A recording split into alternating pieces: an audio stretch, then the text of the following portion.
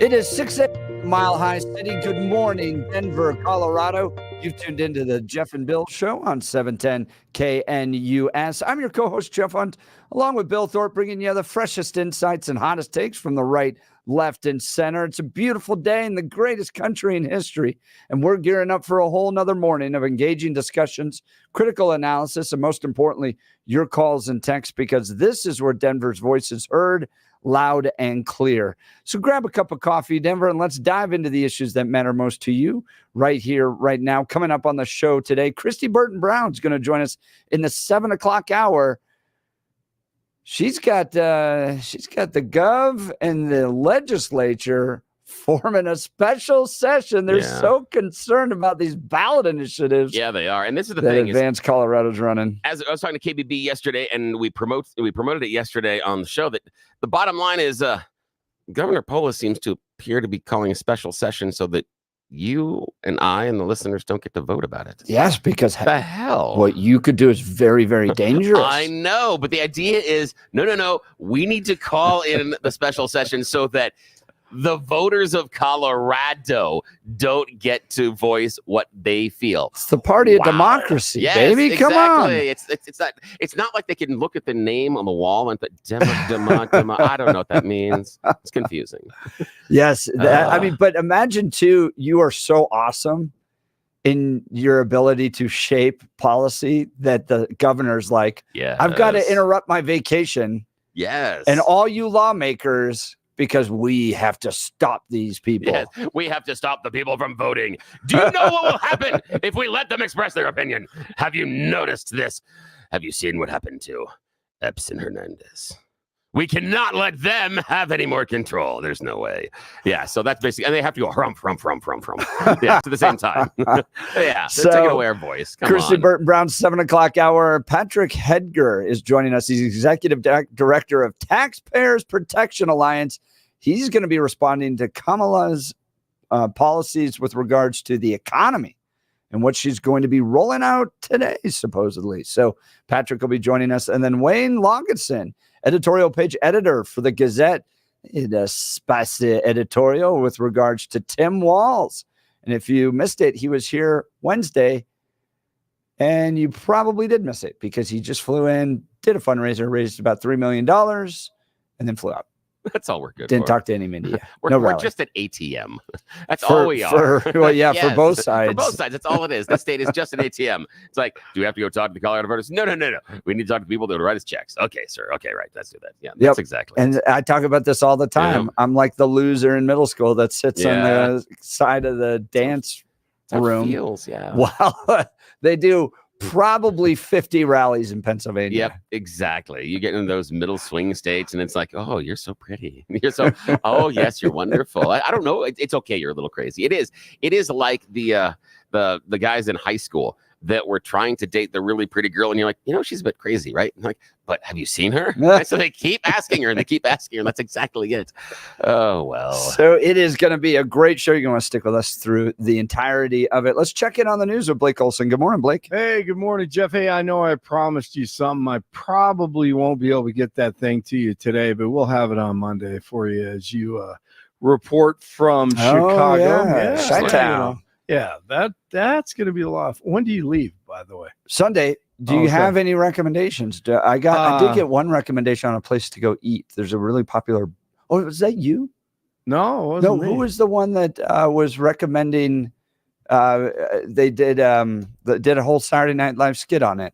Oh, is that right? Yeah, well, there are plenty of great places to eat there. Yeah. I'm trying to remember. I can't remember. It was cheeseburger. Oh, yes, nice. Yes. That was Jay. My friend Jay was telling me about this. But yeah, he's like that they did a whole skit on that. Cheeseburger. Oh, yeah. The only thing they could sell. That's like based on a real actual restaurant. Have you ever seen that skit? Yeah, I watched it after he mentioned it. Gotcha. It's hilarious. It was great. It was great. Man, that was way back. I think that was a 70s or early 80s type of thing, right, Billy? Yeah, it is. That's way back. That's John Belushi stuff. Yeah, exactly. I think Aykroyd, too. Yeah, right? I think so. Yeah. Absolutely. All right, guys. Good morning. TGIF. It's 60 and clear as the sun comes up. It's going to be a great day. Because it's Friday, expecting a high of 96 today, the 7-10 5-day forecast coming up, our top story. Let me tell you what our Project 2025 is. Yeah. Beat the hell out of them. Woo! Yeah. I mean it. He means it. President Biden is still alive, and he's spewing hate.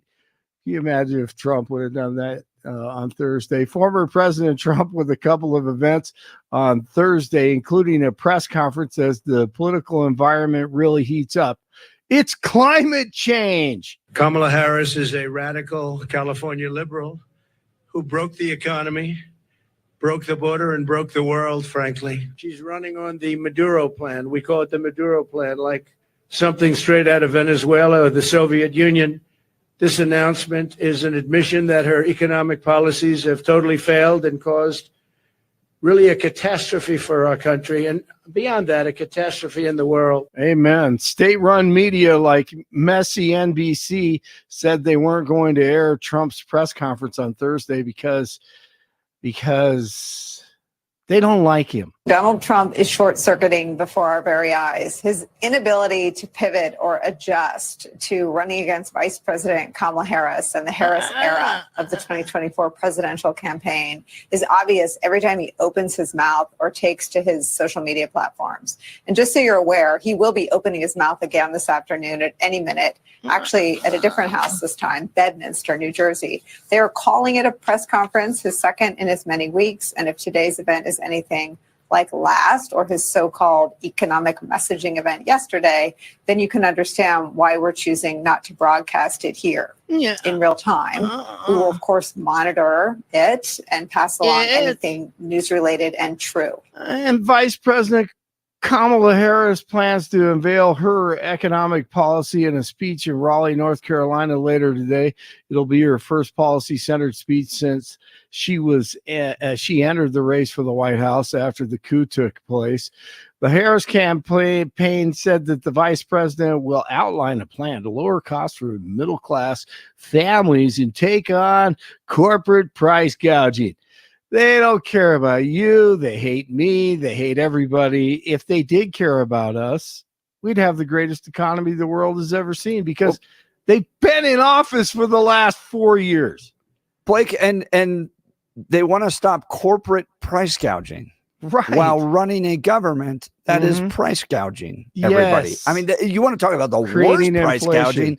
gouging, really Coke, Coke is price gouging me at the level of the property taxes I have to pay. Give me a break. The amount of taxes that comes out of my family into a worthless government that can't solve any problems, and yet they are wanting to take on corporate price gouging. Yeah, take it on. You know what that's called? All that, ladies and gentlemen, and everyone else, that is called Bidenomics. That is called Bidenomics, and we are very proud of Bidenomics. Yeah, don't forget that. Do not forget that. 3 people are dead after a semi hauling plastic pipes lost control and crashed in Wheat Ridge. It happened Thursday morning on I-70, spilling the pipes across the interstate and causing 5 other vehicles to crash. The 3 people who died were in one car, and 2 other people in the same vehicle were taken to the hospital in stable condition. The crash happened in a construction zone, which investigators say may have been a factor. Slow the F down, especially in construction zones. And is it me, or are truckers worse than ever? Truckers used to be the best drivers in the world. Now it feels like a lot are as bad as the knucklehead road racers. Could be just me though. That is a sad story. It is, Blake, but we never had people that were not properly licensed or trained or making any sort of accidents or crashes here on the highways of we have sorry Dan Cap was involved in some of those, so no yes right yeah so the CDL, there's a training issue. You have to be trained for that. Oh, exactly. Yeah, well, in theory, but some do you companies have to be legal? Some companies feel it's just a suggestion to be not only in the country legally but also to be trained and certified. There's old friend of the show used to work here.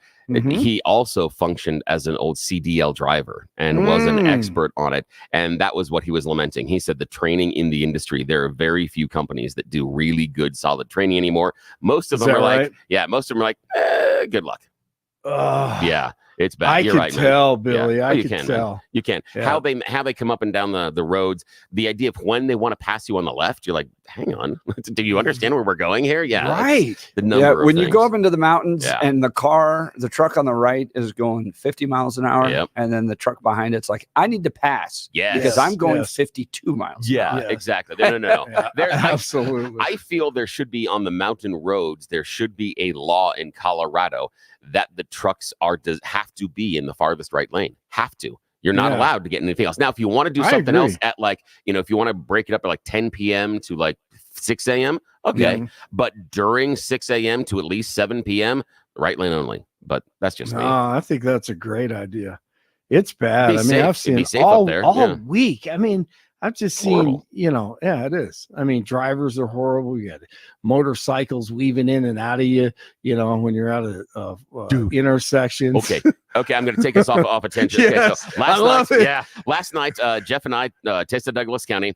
I'm rolling home and I get off the highway and I'm in traffic, navigating towards the homestead. And it's decent traffic. We got probably 30 of us or so going down a 3-lane road. And we come up to the stoplight. And we all stop. And then you see this little light behind us. Zzz, zzz, weaving in and out. And what the motorcyclist is doing is coming between the cars slowly to get up in front of us. And sure enough, comes up, gets the nose of the bike out in front of all the rest of our cars, right between us. And then as soon as the light turns green, boom, zoops off, and then does it as a weaving in and out of the next group of traffic that it catches up to very quickly. The fun part about this, 2 people are on the bike and only one's wearing a helmet. I'm like, man, this is at night. At night. I'm like, you're really taking a ton of risks here that are unnecessary because you think all of us are looking for a motorcycle at night when we're driving around. It was crazy, man. It was crazy. I couldn't believe it. I felt really my bad. Blood pressure just rises. Mine too. It is wild. Yeah, because they're taking risks, but the issue is going to be someone in a car is going to make a mistake and injure them severely. Yes, that's the issue. Exactly. Yeah, is one of us is going to be stupid in the car and hurt them. Right. And we don't. I don't even have music up typically. And I don't hear them until they're 3 inches away from me. Yes. Right behind. Yeah. I don't want to kill them. Y'all haven't lived in California, man. It's No, just you're a right. whole nother No, it level is. out there. I have friend land there, and Absolutely. I've been up there and driving, but you're right. It is. We're not it's even crazy. close to what it No. is. No, it's like- true. It's true. The first time I was in California 3 decades ago, I was like, what is this? You Oh, know, yeah. I mean, it was just You get passed by normal 25 thing. of them. Yeah. On one way to No work. doubt. Oh, yeah. They think that the dotted line is their lane. Right. Mhm. That's what they think. Oh, I was in. This is 20 years ago. We are shut down just outside of Orange County. We're on the freeway in California, and this is typical traffic where everybody's going like 2 miles an hour, and you can hear the zzz behind you coming. It's one of the Japanese speed bikes, Yes. and they go going by us, and my cousin that's driving the car goes, "Oh, you better not piss anybody off." I'm like, "What do you mean?" He goes, "Just wait. About 30 cars up, you can hear him coming. Dude opens his door, and the motorcycle goes pow right into the door and flips over and bounces between I've cars." always wondered And I'm if that has happened. And I'm like, and he's like, "Yeah." He goes, "That happens sometimes. People just get pissed, and they'll do it and say, I didn't see the guy coming. I didn't do this, and so the insurance Yeah. has a problem as far as figuring it out." Now I don't know if They they go changed the laws flying. and stuff. Yeah, but this dude bounced like a wet bag of cement between like 4 cars, and now we're going, man. yeah. And he goes, and my cousin looks at me, and goes, "Problem is now the ambulance is coming, and we're not going anywhere for an hour." I'm like, Right. "Damn."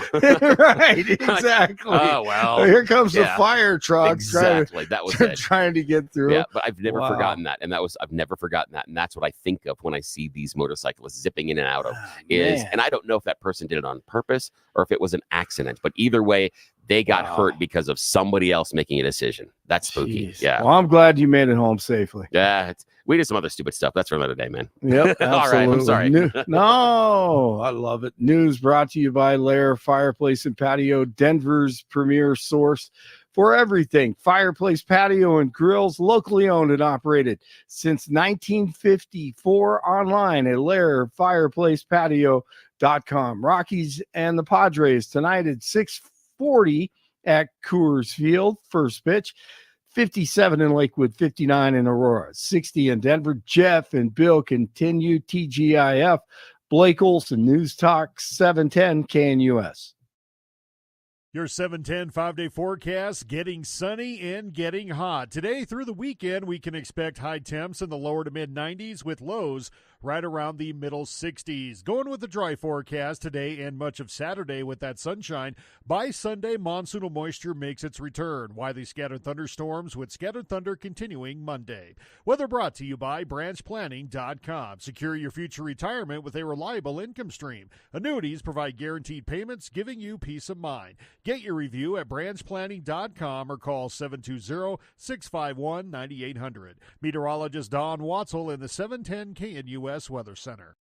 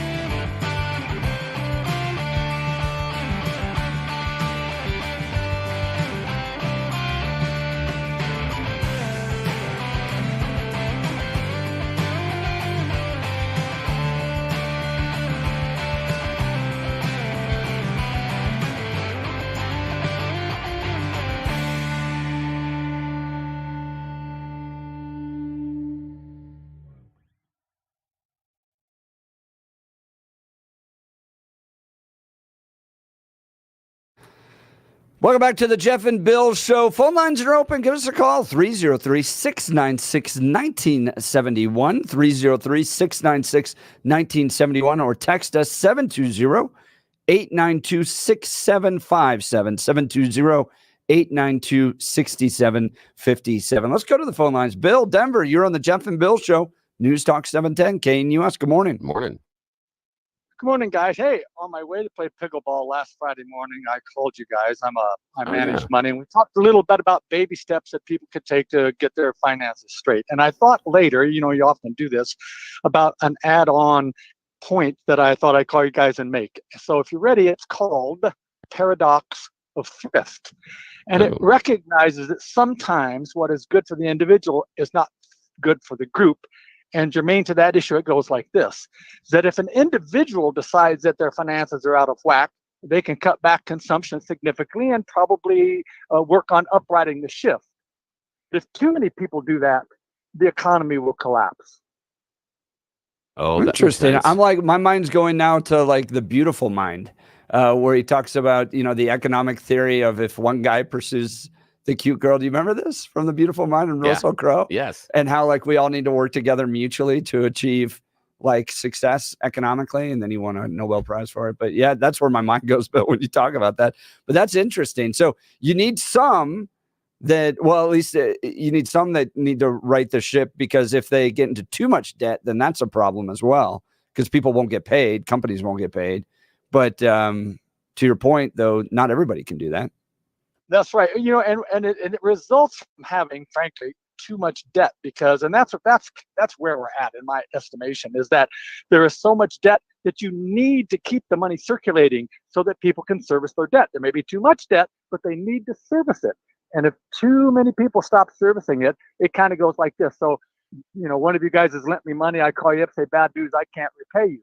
You look at your finances, all of a sudden you go, oh crap, that means I can't repay Jeff, and it becomes what's known as a debt liquidation cycle. And so, I know that's a lot of big words, but it's called the paradox of thrift. And and that's clearly where we're at, That's interesting. That's fantastic. Huh. Well, way to get me thinking this hard at 6:20 in the morning, Bill. Nicely done. That's always a lot of fun. Well, what do you got planned this weekend, Bill? Well, let me see. I'm playing pickleball this morning. This afternoon, I'm going to Dazzle to see a Nairobi jazz player, and then some various things, and church on Sunday and that sort of stuff. So that sounds great. Nice. Well, man, I sure appreciate you thinking about us, even after the fact we talked with you last week, and giving us a call again, Bill. Appreciate it. You guys be well. Hey, you Thanks too. To you. That's interesting. The idea the idea that when you pull back enough, it is good for your particular budget, but it's not necessarily good all the time for the community. And but there's a balance out. But there's a balance there, right? Yeah, because if you generate too much debt and then you go into bankruptcy and then people don't get paid, and hurts the community as well. And then it hurts the community as well. So the idea being, that's why it's a paradox of thrift on a couple of different levels. One being, okay, you're in the neighborhood and you're trying to keep up with the Joneses. So you're spreading yourself by buying the extra car. Maybe you're doing an upgrade to the house that you can't, or you're just splurging on those things so that it looks like you're keeping up with the neighbors, but you're putting yourself in debt. So you get behind on your mortgage, you default on the mortgage. Now that hurts the property values in your neighborhood. You're hurting your neighbors that way. But the other one is you're in a community and you're out there. And if you're not shopping local, when I'm working with Westwood One, we push very, very hard to shop local. And because it's the small towns and the communities and the places that we're in, that's how they survive, is if people are always ordering off of Amazon and they're not going down to the Piggly Wiggly and picking up the stuff that way. That Piggly Wiggly can employ the kids in the neighborhood, and then the adults get their kids' jobs, and then there's also nothing to buy, and then you get into a food desert and there's other stuff. And so it's a cascade of things. So it depends on what happens, but that's really cool. But that's the economy. It's a give and take in just about every aspect of it. Absolutely. Right? Yeah, it is. Because you want them, but you don't want people going out there and spending too much, but you don't want to spend too little. And oh man. Let's go to Dwayne Divide. Good morning, Dwayne. Morning. How's Divide? Oh, good morning, gentlemen. Well, it's cold up here. It's 44 degrees. So I noticed that this morning when I was driving in from Elizabeth. We're now really turning the corner to those cold mornings again. Wow. And as far as having your ditch thing, I guess up here in Divide, we live differently. We just drive over the ditch until we can get through without hearing the car bang too much. Yeah, you're talking about yesterday. We had such a bad section of weather that came through really quickly, intensely. It just totally destroyed my driveway. So you'll know what I'm doing. Tomorrow I'm mucking stalls and cleaning and fixing driveways. That's what I'm doing. I'd like to buy a skid steer just to fix my driveway all the time. Yeah. A guy has it, but he charges me $75 an hour. I'm thinking I do 50 and I put him out of business. That's my economy. There you go. Anyway, different things that you guys are talking about. We start school next week, so the boy will be very happy to go back to school. And I'm looking forward what to grade that. level? He's going to be going into high school, 9th grade, which really is freaky Fantastic. to me. Oh, So that's wonderful. we had a Do you- long summer of extra schooling and everything. Go ahead, please. Do you remember your first day of high school? Oh yes, I do. I'm It was up on the going Air through it Force with my Academy. kids right now because I have one that's transferring to a new school from a very small school to a bigger school, and then from 8th grade to 9th grade. And I remember that day walking into Cherry Creek High School, 9th grade, and just totally overwhelmed. Yeah. Totally. Yeah. I Go walked- on the Air Force. I'm sorry. Go Yeah, ahead. no, I I'm walked sorry. into the high school. I walked into high school. Now, the only thing that saved me first day was the fact that we had 2 weeks, 3 weeks of soccer practice preseason, because walking into that school, the only other individual in the entire school that I knew was my cousin. That's it. So if I had walked in there cold that first day, it would have been one other dude. That's it in the whole school that I had ever met or interacted with. And so being there with soccer, at least I had a couple of people that I could sit with at lunch, because I understand that idea of getting into an entirely new environment and you're like, this is lonely. Yeah. Every single class, nobody I knew. Yeah. That was an experience. How about you, Dwayne? Well, we're up at the Air Force Academy High School, so that was fun. You pull into the parking lot and you see Boss 302s and other, vehicles that you're sitting there going, these aren't like only 4 years old. Yeah. Oh, man. It was just like, wow, at the time, there was just the amazing amount of money that was up there. We were living out in Black Forest, which Jeff being out in Elizabeth, it's like, I have $4 in my pocket. I'm going to be good for the week. And That's right. Up there, it was like, oh my gosh. So it was a real weird experience and everything, but the education was fabulous because it was an advanced high school. And I finished up in 2 years and went to college right away in my senior year. I had to do art again, which I find terribly funny since I've now been published and everything else multiple times for my artwork. But it was nice to know that a teacher fired me and gave me an F, so I had to come back for my senior year. But I was already already at the junior college, and I got on my preliminaries and got my degree before anybody else was graduating high school. I had only 2 more classes in generals to finish up. So that was quite an experience. So, but we were talking about motorcycles a little bit. A buddy of mine and I, we were stationed at Nellis, and we had a pair of Suzuki Katanas. Basically, if you've ever seen one of those, it has Satan to the side going, you're going to die. I'm just going to watch as you guys go real fast doing it. and we would go from Las Vegas to Reno. We would set up a route.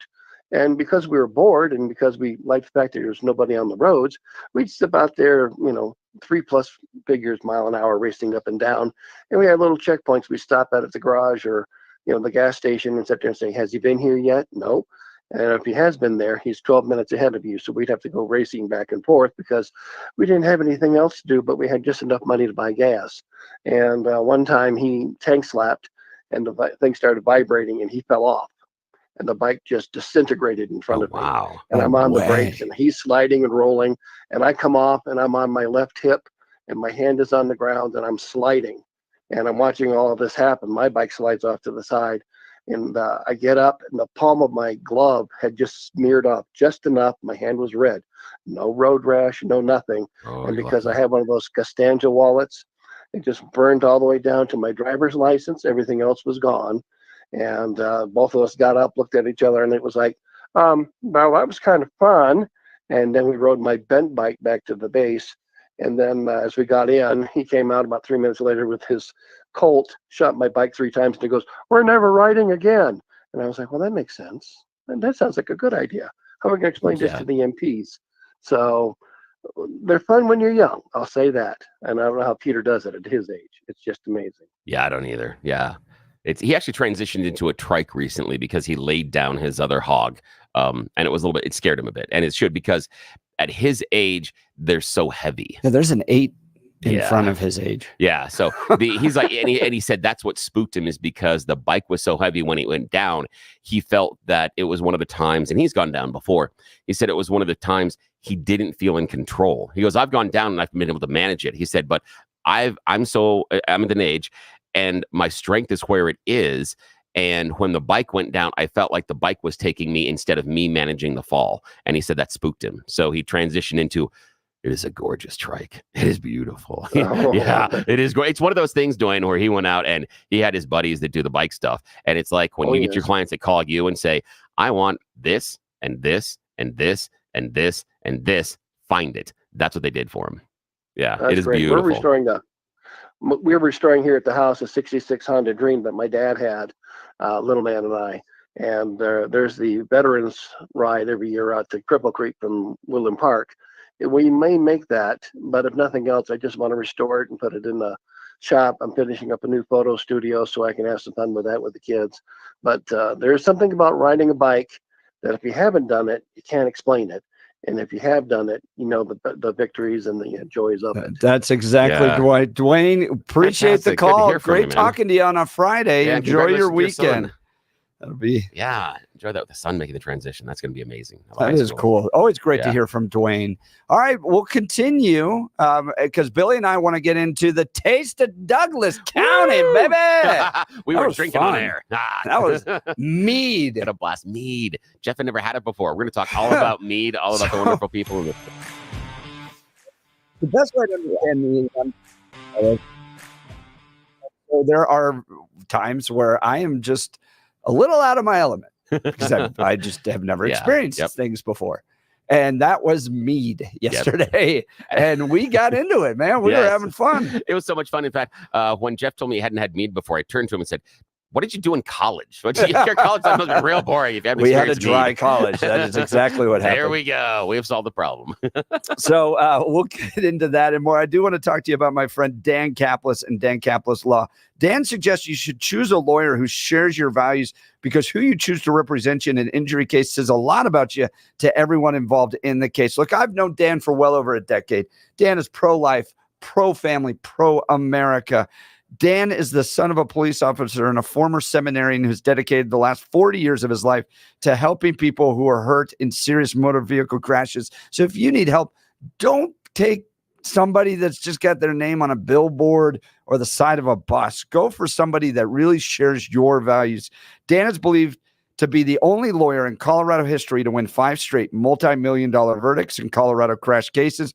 Dan is also believed to have won the largest truck crash verdict in Colorado history. So he's a winner in the courtroom. In fact, he's so respected that Dan Kaplis Law is the official law firm partner of the Denver Nuggets and the Colorado Avalanche. Dan Kaplis Law is a serious firm for serious cases. Dan accepts righteous injury cases on a percentage fee basis so that he can represent good people from all walks of life without regard to ability to pay. If you need Dan's help, give him a call at 303-770-5551. Even if you're not hurt, put his phone number in your phone right now, 303-770-5551, or hit dankapleslaw.com. That's Dan, CAPLIS law.com. We'll continue with the Jeff and Bill Show. News Talk 710 KNUS.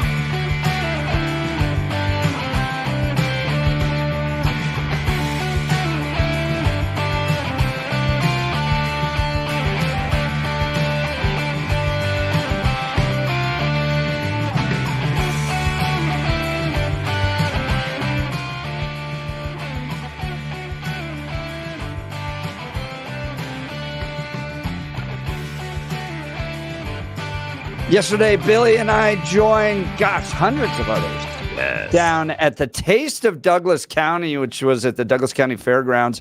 And I've never been to the Taste of anything. Really? I've been to Oktoberfest, but that was. And I'm gonna go to the one in Beaver Creek maybe this year. That's the one we always go up to, which is a ton of fun. But that one's so much fun. It was $20, $10 if you bought ahead of time. Yeah, great deal. We should just do those every weekend because if you brought a family, I saw people carrying just huge loaves of bread. Yeah, so they're handing out just full loaves of bread, and then burgers and barbecue and tacos and meat and wings, gelato and pizza and everything. Hot sauces. It was like the best deal ever. Oh yeah, friend of the show, Danny Cash Hot Sauce out there. They laughed when I went over and I said, "You guys are the," and there was an expletive there, and they just giggled. They go, "Thanks, man!" And so high fives. Yeah, it's just because their hot sauce is the best. I've got. 6 bottles in the house right now. That's awesome. Yeah, they are fantastic. And we hooked up with DQ. Your daughter is working not at the DQ location that was there, but it was neat to bring the owner of DQ over. She chatted with us. We talked to Taste of Philly. We got to talk to Gelato and Company. The idea is you get to browse around as you always do, but it's going back to those places that you like. I hit the meadery 3 times. And you got the bimbo people were there. So it's full loaves of bread. And we even had station swag as far as bags and things. Yeah. And those were gone in about 10 minutes. We brought like 50 bags. It was so fun to see people. Yeah. It was so fun. And in fact, Billy, I was a little surprised at how many people. I know we have listeners. Yeah.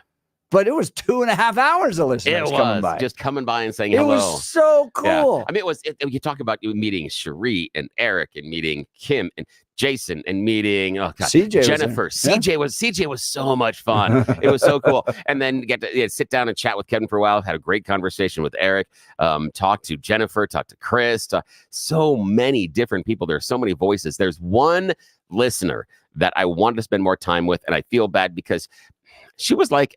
How do I put this? She was like a leprechaun that she would appear and disappear. And I really wanted to spend some time with her, but I kept getting interrupted. I didn't have time to spend the amount of quality time. She was a shorter lady, dark black short hair, and she was wearing this really pretty red, white, kind of a goldish tan, had rectangle designs on the front of the shirt. She was just absolutely wonderful. And she'd pop over, but she was very quiet and didn't want to kind of press in. And when we were talking to other people, I got her back in the tent, had her sit down for a second. I'm like, hey, got to talk to someone. Went and talked to someone. I turn around and poof, she was gone again. So hopefully next time we're out, she comes and says hi. Got pictures, the sweatshirt. The sweatshirt was super popular, man. That was a great call, Billy, to have people take pictures with that. That was so much fun. Of fun. Had people coming by and saying, the other part that was fun is there were some listeners that said, yeah, we heard about you talking about this today. I'm like, great. Did you hear about the sweatshirt? Sweatshirt? I'm like, oh, you weren't listening. And so we got to tell the story again about what was going on 7. And of course, they tuned into 8 and 9. I know you guys don't spend all the 4 hours with us, and who would? My mom can't do that, so I get it.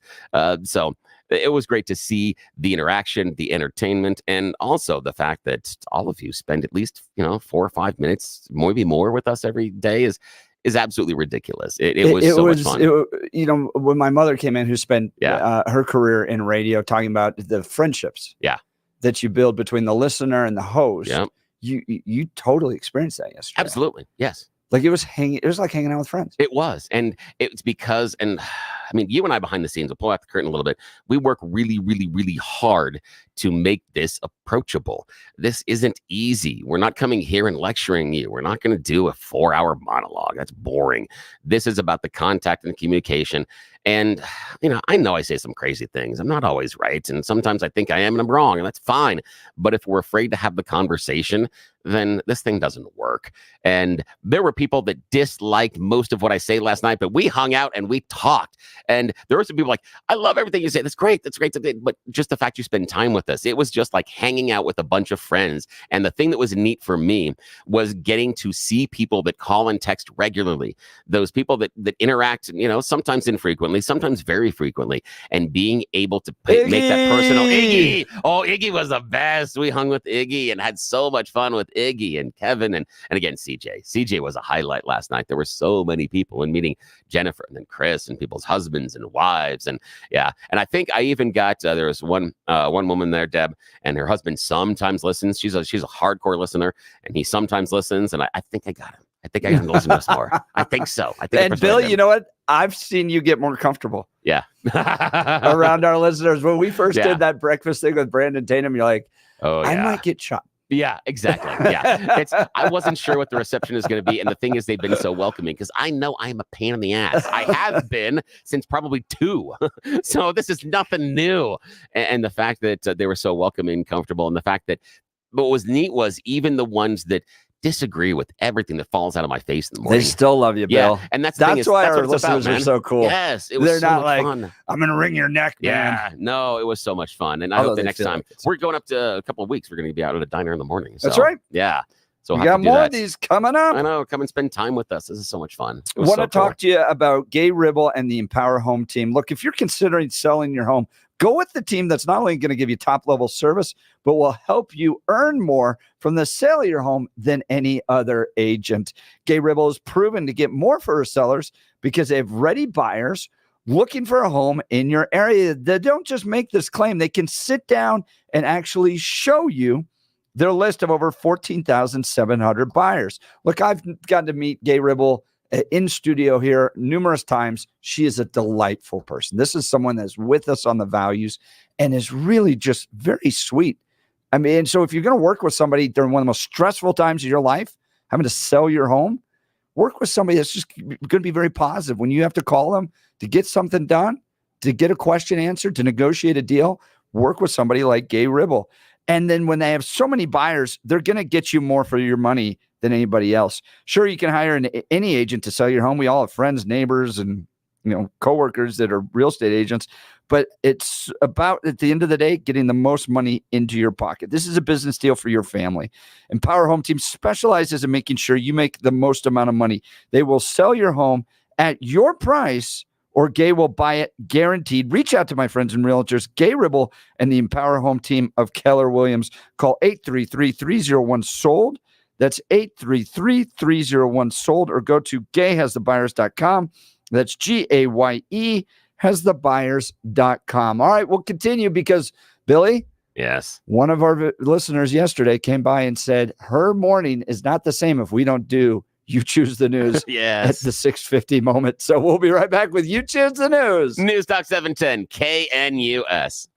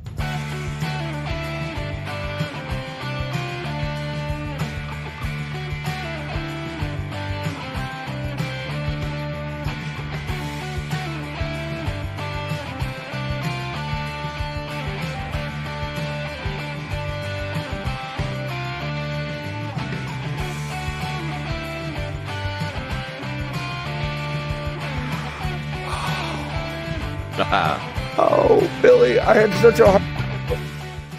Did you? Somebody on Twitter called me a loser. Oh, no. He's got a news show here. Oh. And the only thing I think we Yes. can do, Billy, is Yes. do You Choose the News Loser Edition. Absolutely. This one's for you, Mr. Sportcoat. It is You Choose the News Loser Edition. Man, you are one pathetic loser. Let's go. Loser! You're a loser! The Losers Club. Bunch of losers. You're such a loser. You made me feel like a loser. She's a loser. You are such a loser. Loser. Yes, it is that time of the morning where we play everybody's favorite fake radio news game show with a special dedication segment. Yes, this is for you, broadcasters over at that news station that likes to say USA. You know who you are in your sport coats. All righty, we're thinking of you this morning as we roll through these stories that somehow you neglected along with my partners, Jeff Hunt, Blake Olson. These are the stories they deemed unworthy of your attention. I spent mere moments this week scouring the interwebs for these stories. I gave them clever headlines, and they poo-pooed them. Let's see if they have another shot at glory. All righty, gentlemen, here are your returning headlines for our loser edition.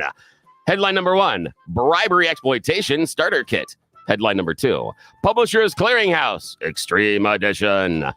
Headline number 3, the anti-Irwin. And headline number 4, employee dismissed for lack of commitment. Mr. Hunt, your Let's choice. start with the employee dismissed. Yes, employee dismissed for lack of commitment. We travel to San Ramon, California for this one. We are meeting a 72-year-old, Carlene Acevedo. She was recently fired from her Home Depot job. She's a cashier there, has been there for 7 years. Carlene shows up. She gets it done. She's good. How good? She was named Home Depot Cashier of the Year a couple of years ago. Now she's been fired. Because she lacks the commitment that Home Depot requires. Why was Carlene fired? She unfortunately processed several fraudulent transactions. It got up to $5,000 of fraud. Whoa. And they said, that's it. You got to fire. And she goes, hang on. But I'm afraid. Remember the time a couple months ago we had a security guard? He tried to stop a shoplifter and they shot and killed him. When the people stealing stuff here shoot and kill other employees, maybe I'm not as concerned stopping the people stealing the stuff. They said, we don't care. You need to put your life on the line. Damned if you do and damned if you don't. Put your life on the line when you put on the orange vest and the name tag. You don't have the commitment, Carlene. Get out. Yeah, that's how Home Depot do. So, yeah, I know. I'm like, dude was shot. And he was the security guard. I'm sorry. At that point, I'm helping the shoplifters take the stuff to the car. I'm not getting shot for that. No, you're not paying me for that. And then you lose your job. Exactly. No, well. Oh, man, it's so hard out there these days. And she won Cashier of the Year. Oh, well. All righty. Blake Olson. Lowe's will pick her up. Exactly. Hopefully. I like the pickup. See, that was good. Bribery and exploitation starter kits, Publishers Clearinghouse Extreme Edition, or the anti-Irwin, Blake? Let's go with Publishers Clearinghouse. Yes, Publishers Clearinghouse Extreme Edition. A Prince William County homeowner is now reeling. She was surprised about 2 o'clock in the morning a recent Friday, 7600 block of Rugby Road off Route 28 in Manassas, Virginia. She thought she had won the Publishers Clearinghouse because someone unexpectedly showed up at her door. Well, not really her door, side of her house. Kid comes barreling down the road in a 2017 yellow Dodge Charger, careens through the yard and kapow into the side of the house. He gets out and is freaked out. She comes out and is like, well, what happened? And he goes, no, wait. This is like Publishers Clearinghouse. My dad's super rich. I'll write you a check for $50,000 right now if you don't call the cops. And she said, shut up, 911. And he ran away. Because that's the smartest thing to do at that point. Yes, they found him out because, oddly enough, they can trace him back to the car. That's a weird thing how that works. That's weird. Yes, when you leave the evidence behind that is tied to your name and where you live. I got a rich daddy. Exactly. It made it really easy for the cops to find him, though. So, yeah. I just like the idea. Can I pay you? What? Exactly. Okay, final choice this morning, Mr. Hunt. A bribery and exploitation starter kit or the anti-Irwin?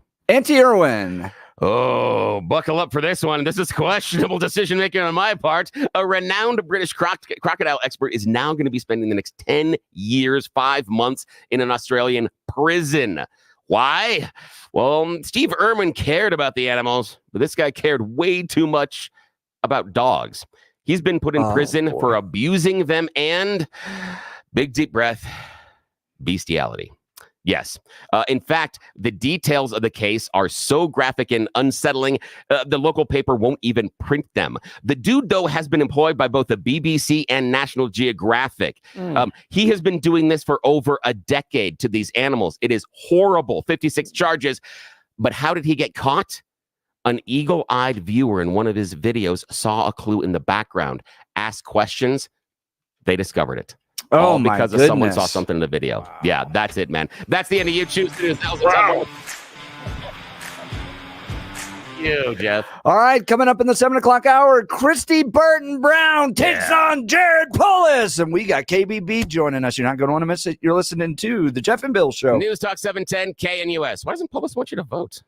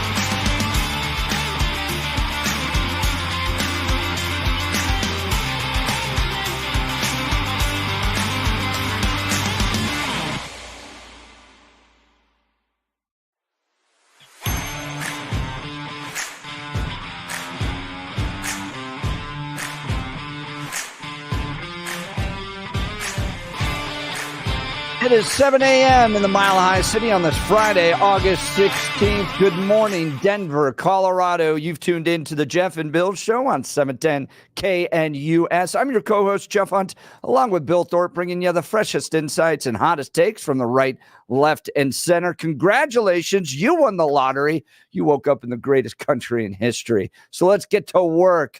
We're going to be covering in this next hour with Christy Burton Brown this effort by Jarhead Polis to stop you from voting on a property tax decrease.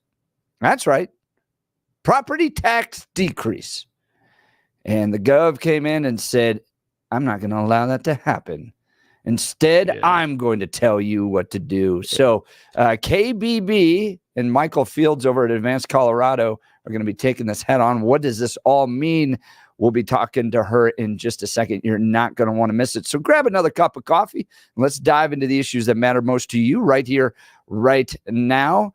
But first, let's check in on the news with Blake Olson. Good morning. Hey, good morning, Jeff and Billy. 61 and sunny, expecting a high of 96 today. The 7-10 5-day forecast is coming up.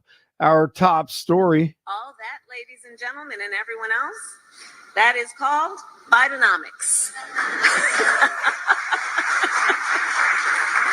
That is called Bidenomics, and we are very proud of Bidenomics. The Kamala Khan campaign continues, and she says that she'll be offering $25,000 in down payment support for first-time home buyers.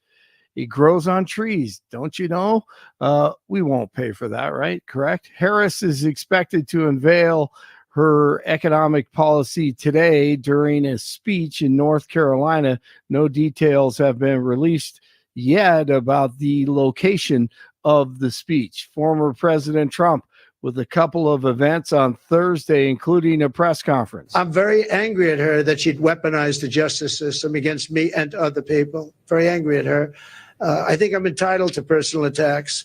I don't have a lot of respect for her. I don't have a lot of respect for her intelligence. And I think she'll be a terrible president. And I think it's very important that we win. And whether the personal attacks are good, bad, I mean, she certainly attacks me personally.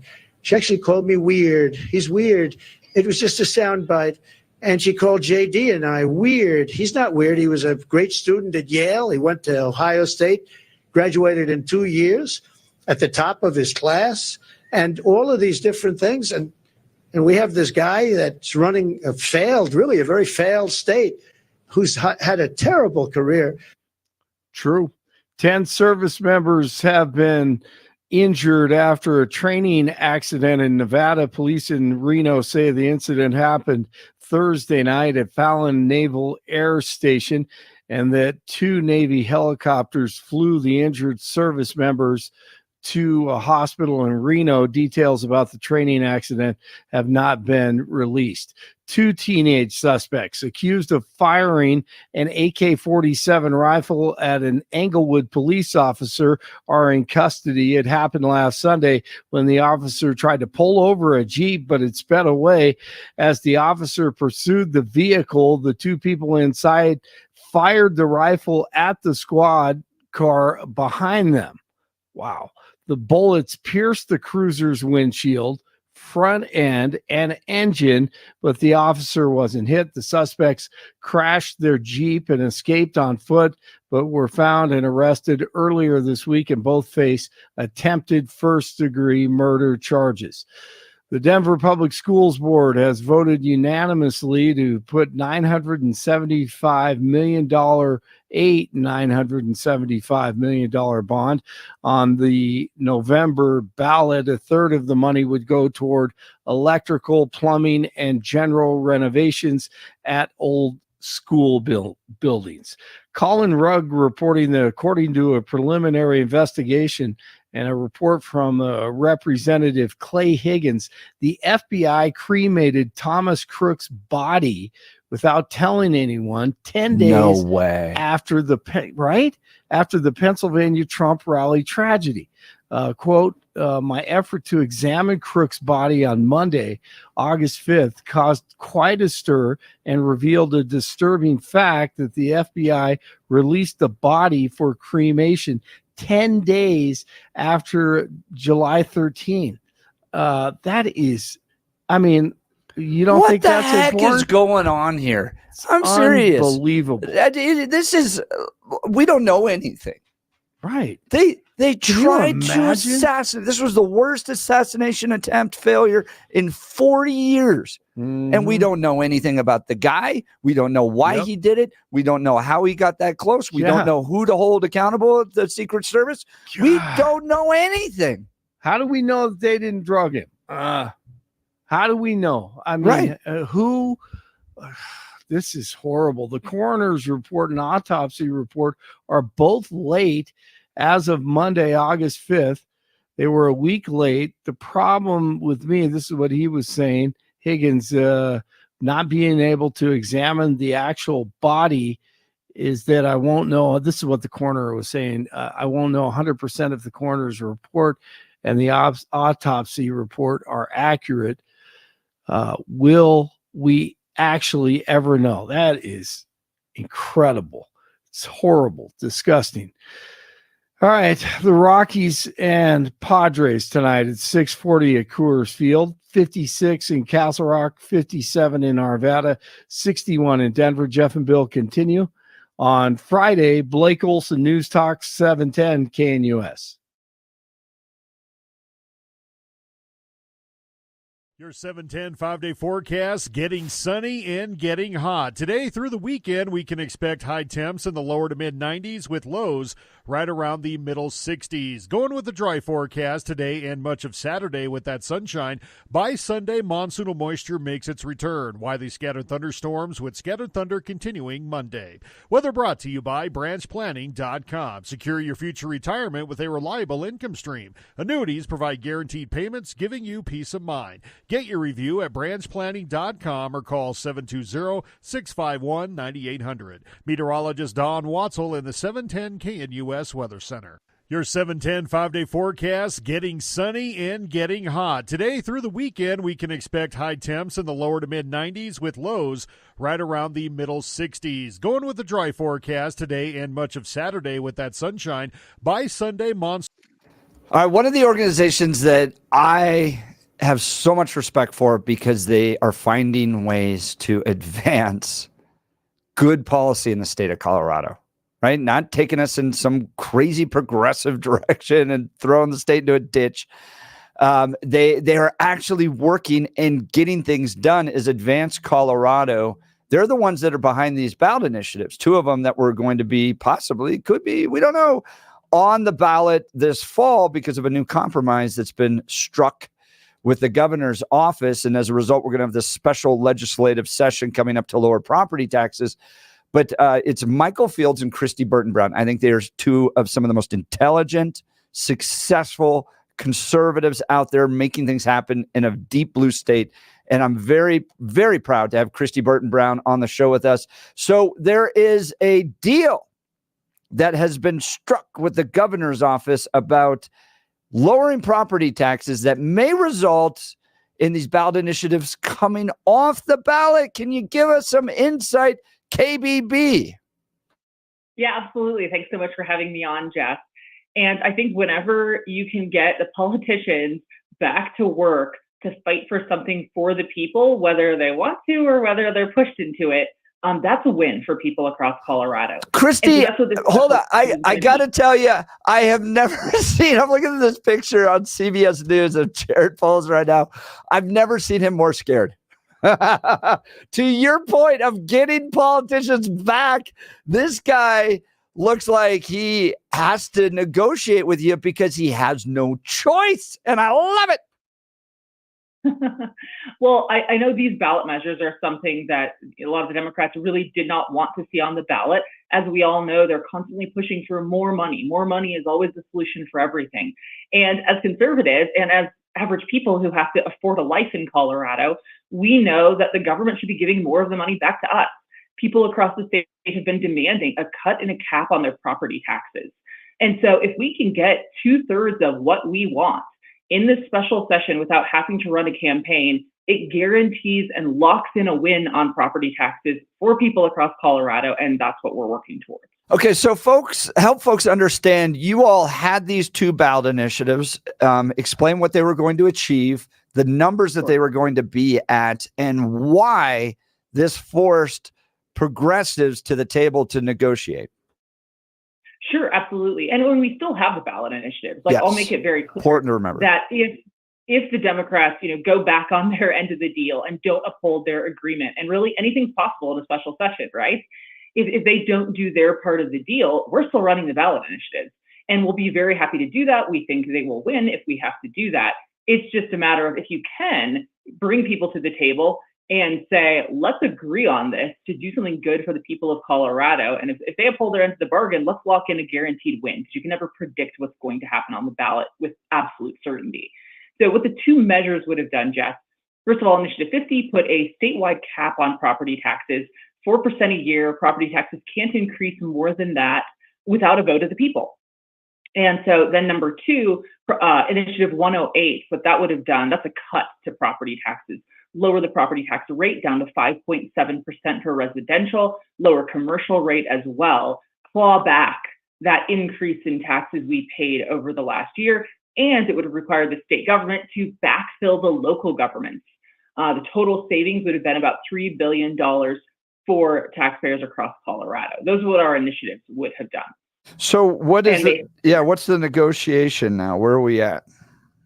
Sure. So what really, I think, bothers the Democrats is when you take money from their budget and they think they have to pay. And they want to say, oh, we still need local services, but we don't want to pay for it. Well, you guys are the ones that created the crisis in the first place. So you need to come to the table and fix this for people. As we both know, they didn't do that in the regular session. They attempted to do some amount of relief. It wasn't enough. And we said, we're still running these measures on the ballot. So the negotiated deal would put a permanent cap on property taxes across the state. It would put a 5.25% cap on local governments, and then a 6% or inflation cap on school districts. That is a key piece that was missing from the bill earlier this year in session. They didn't want to cap school districts at all. Those could have spiked, extremely high in the future, and nothing would have stopped it. So that's a really, really key win here. And then the other piece is it would cut down property taxes, where your effective property tax rate would be between 6.3 and 6.4%. Commercial coming down to 25%. So a big win for businesses as well. And then, Jeff, here's a really key part of the deal I think you're going to like and we love, because it was a feature of Initiative 50. It is honest, clear ballot language. If these local districts or school districts want to get out from under this cap and ask for more money, they have to put honest language on the ballot. The wording will actually be in the bill, and they have to acknowledge to people that what they're voting on is a reversal and removal of the property tax cap in their district. It's super key to be honest with people, still enact like a tabor for property taxes in this bill. Those are the key features. So help me understand, because I thought that you guys had the wind at your back. And I appreciate that the negotiation gets us to a place that's a lot better than where we are now, but why not just drive all the way with the ballot initiative? You had the wind at your back. We could even get more. And Jeff, I think that's a great question. I think here's the thing. You can never guarantee a win on the ballot. And if we have to go run them, we will run them. We're happy to run them. We do think we'll win. But ballot campaigns take millions of dollars. Yeah. The other side also is out there attempting to raise millions of dollars. And so you do have a choice. You say, do we go get the absolute max we can get with the chance that we end up with nothing? Or do we say, hey, we can go get about 2/3 of what we've wanted, lock in a guaranteed win protected by tabor that the legislature cannot reverse? And do we go do that and guarantee a cut in a cap, although a little bit less, for people in Colorado? And so that's at this point what we've decided to do, go lock in a win and make sure people have more relief. So that's weird, Christy Burton Brown. So you're telling me that the conservatives are compromising and finding the more efficient way to spend the money, not spending the millions on possibly a ballot initiative instead. That's weird. Never heard conservatives making the smart economic choices, but that's very strange. I'm shocked. What I want to talk about is the defense that you're going to have to play. That's not you particularly, but you're going to have to strategize. When Sean Payton walks in to the Broncos camp, He's working on what's happening on Sunday. They put together a game plan for how they want to score, but they also have to anticipate how the other team is going to attack them. I'm certain that you are anticipating how the Democrats are going to attack this. And what I'm focusing on is Tabor.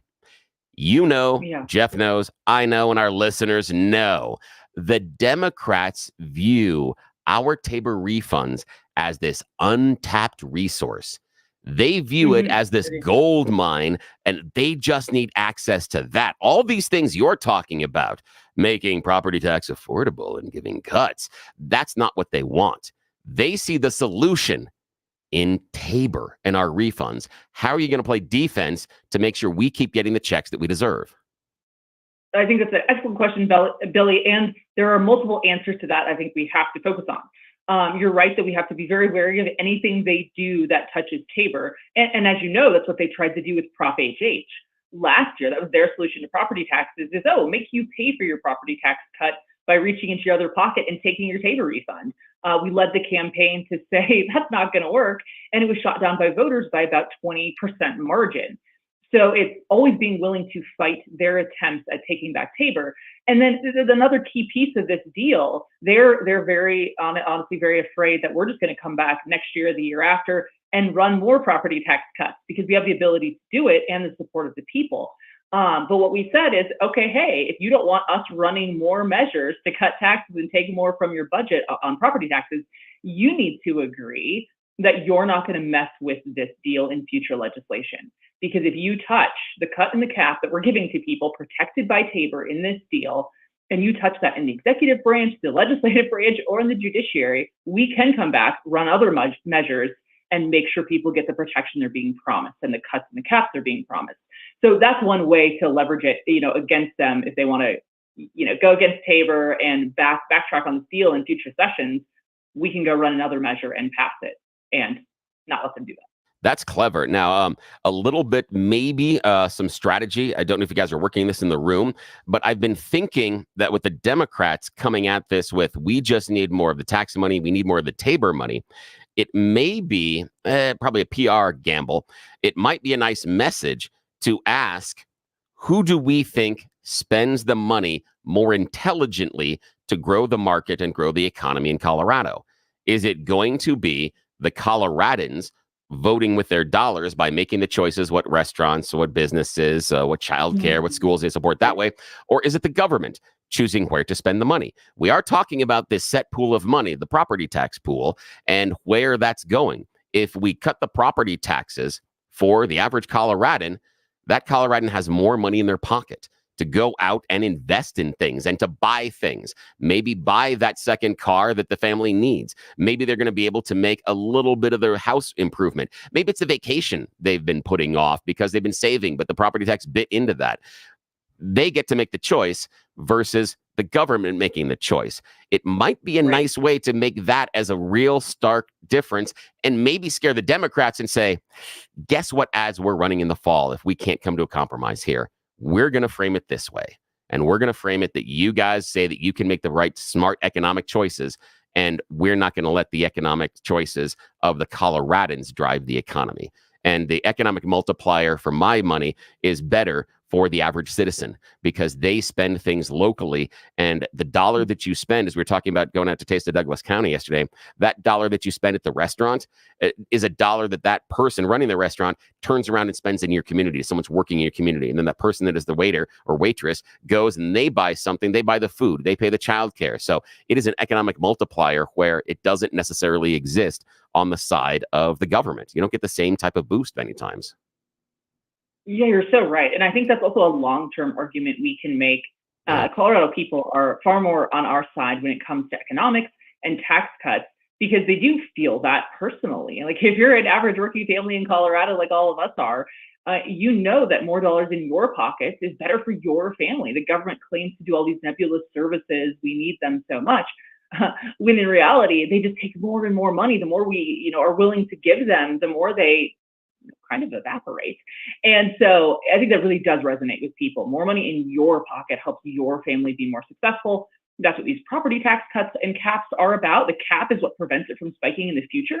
So this is short-term relief and long-term relief that I think people desperately need and want. And that's one reason the governor called a special session. He's also heard the people across Colorado demanding more relief, and it wasn't enough in the regular session. People need more. Do you think the fact that both the ballot initiative and the failure inside the legislative session gives the conservatives there in the Capitol more leverage? Let's talk about what that political leverage is right now, because we know the people with the R's next to their name are vastly numbered. Normally, they don't have the political leverage. What kind of leverage in Capitol do you believe our conservative, constituents, or not our lawmakers, are going to have walking into the special session? How does this dynamic change? Yeah, I mean, I'll definitely give a shout out to multiple of our legislators who sponsored property tax cuts and caps in previous sessions. And their bills that would have brought property taxes down before this year were killed in committee by the Democrats. And now with this deal that has been negotiated with the Democrats, they've been brought back to the table. These legislators on our side can say, hey, like these are the bills that we brought before.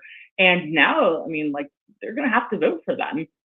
And so I do think it gives them some power in the future too, when they're talking about tax cuts and caps and saving people money that people actually are demanding across Colorado. It's like you shoot down those bills in committee, that's fine, but it always comes back because people in Colorado are well known to demand more tax cuts and more tax caps. We do think we do a better job with our money than the government does. And so, yeah, I think the Republicans can point to that and say, this is something we've said for years, and you shoot down our bills in committee, but they always come back because the people want to cut taxes. Talking with Christy Burton Brown. She's Executive Vice President at Advance Colorado. Now, Christy, talk to us about what to expect next. When is this special session taking place? You all haven't fully withdrawn the ballot initiatives, but there is a deadline. You have to withdraw them at a certain point. So give us a sense of the timeline coming up. Absolutely. And yeah, there's no way we're withdrawing these measures unless this bill is actually completed and signed. That's what this is about. It's not we'll withdraw them now and see what happens in special session. They've got to actually act on what they've agreed to. And so the special session will start August 26th. So right now it's scheduled to be a 3-day session. That's the minimum amount of time in Colorado law to get a bill through both houses and actually pass it. Could go longer, of course. Never know what the Democrats are going to do. Elizabeth Epps, Tim Hernandez are going to be back in session. So I think it's going to be a little unpredictable on their side. That was good. Probably worth watching. That's like when you get fired, but they need you to work one more shift. That's pretty much what's happening. That's exactly what's going to happen. Parenti too. Jennifer Parenti is coming back. She, took herself out of the race in November running against Dan Wu.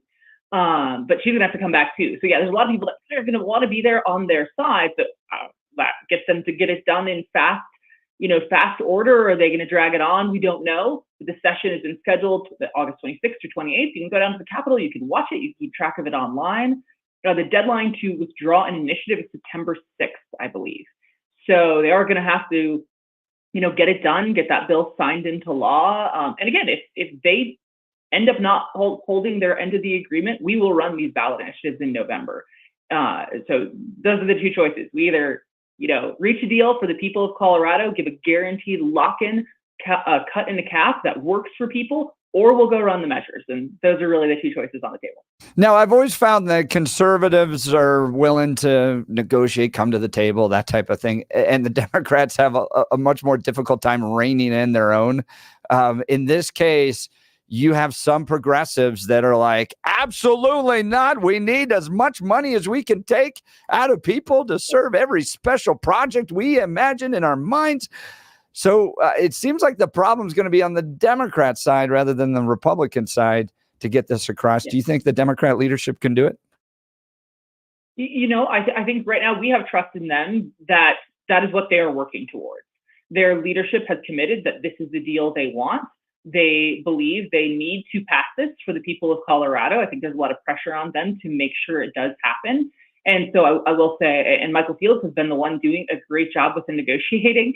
And, they're at the table. They're working towards this. They are working and counting their votes on their side of the aisle, just like, Republicans have to deal on votes as well.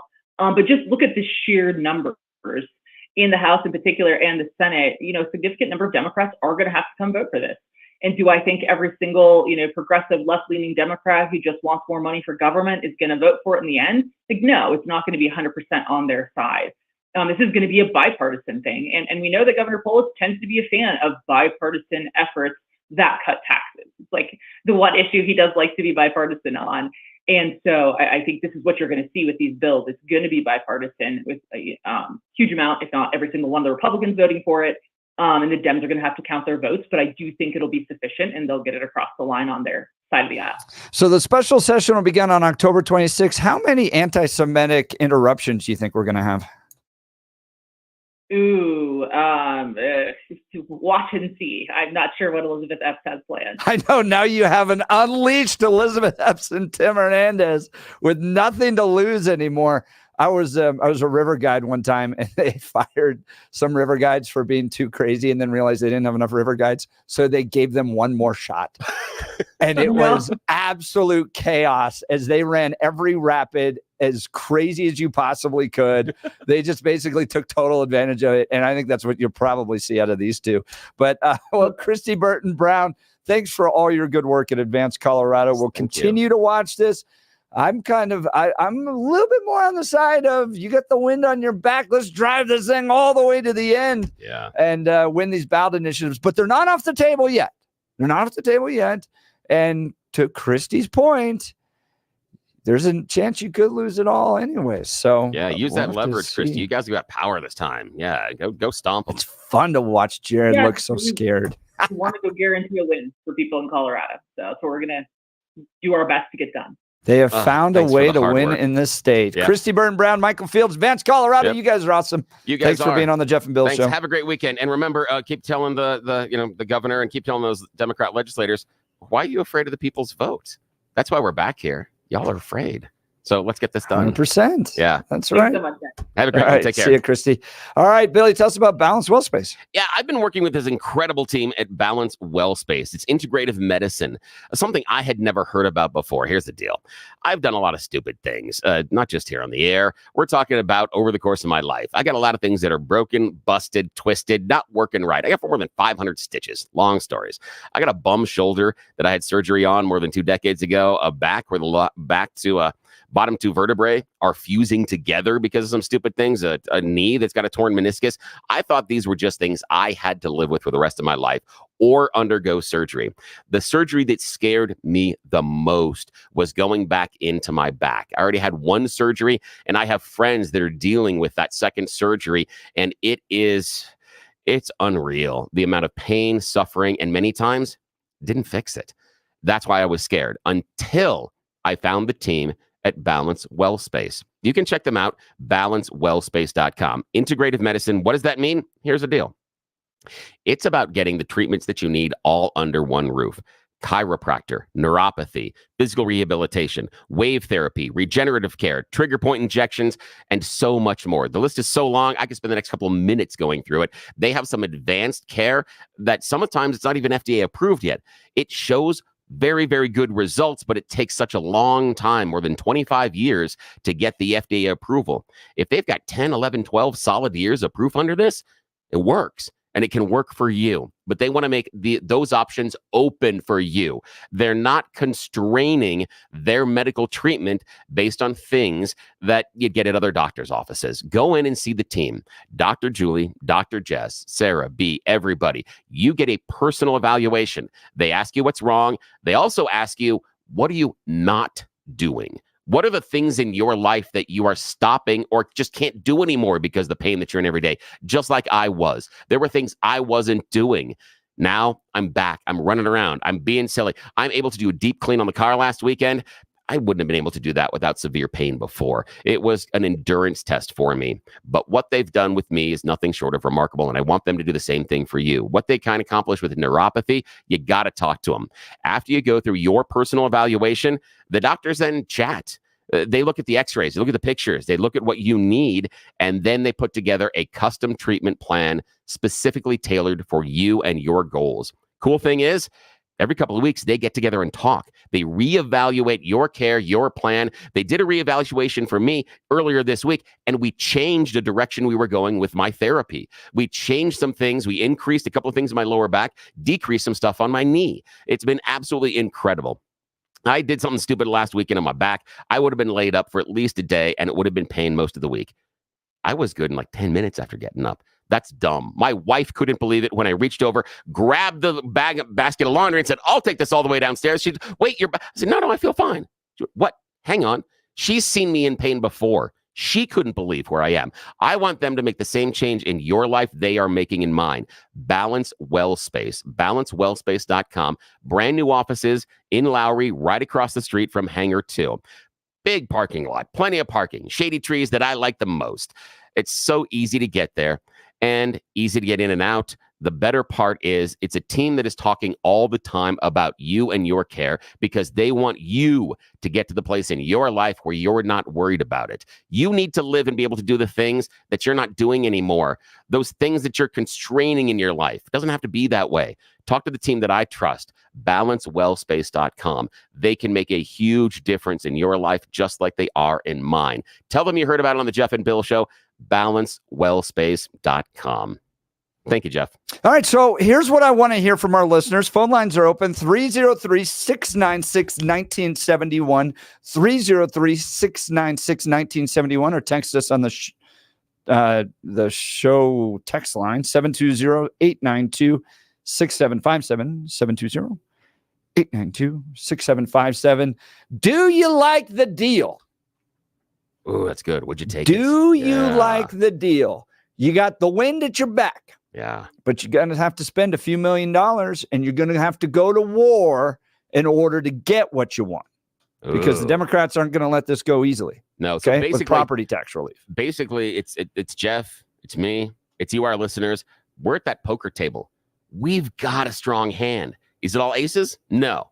Can we win? Yeah. In all likelihood, we got the better hand. In just based on the numbers, the possibility. But do you put all your chips in the middle? Do you know what the other team is holding, and will you risk it? Now, you can get a better deal. Do you take that better deal and not get everything you need? Is this almost a cursed Monty Hall, let's make a deal? Yeah. You know what's there on stage one. Do you guess what's behind the curtain? You think they already have the goat. They already have that stupid thing. Is it a car? Do you take it? Do you risk what's on stage that you know the prize that's available, and do you risk it for what's behind the curtain? I don't know, man. What do you do at this point? Yeah. Text messages coming in now. Some Joan not happy with the negotiations. Oh, hey, Joan, if you get a chance, we're negotiating with the Dems. Yeah, would love we to got hear them on their heels. I mean, Jarhead looks a little scared in this picture. Sure does. And he wouldn't be calling a special session if he wasn't quaking. If he didn't think he was going to lose everything, he wouldn't open up for a deal. Do you grab everything or do you take the deal? They're saying we have an issue that will drive out Republicans to the vote, and Christy Burton Brown is undermining us. Ooh, interesting. Is that the reason? I want to hear from the caller. Is that the reason that Polis is coming to the table? He's afraid of possible turnout, not just the fact that he's going to lose on the property tax issue, but there's going to be too many people with red hats filling out their ballot. Is that a problem?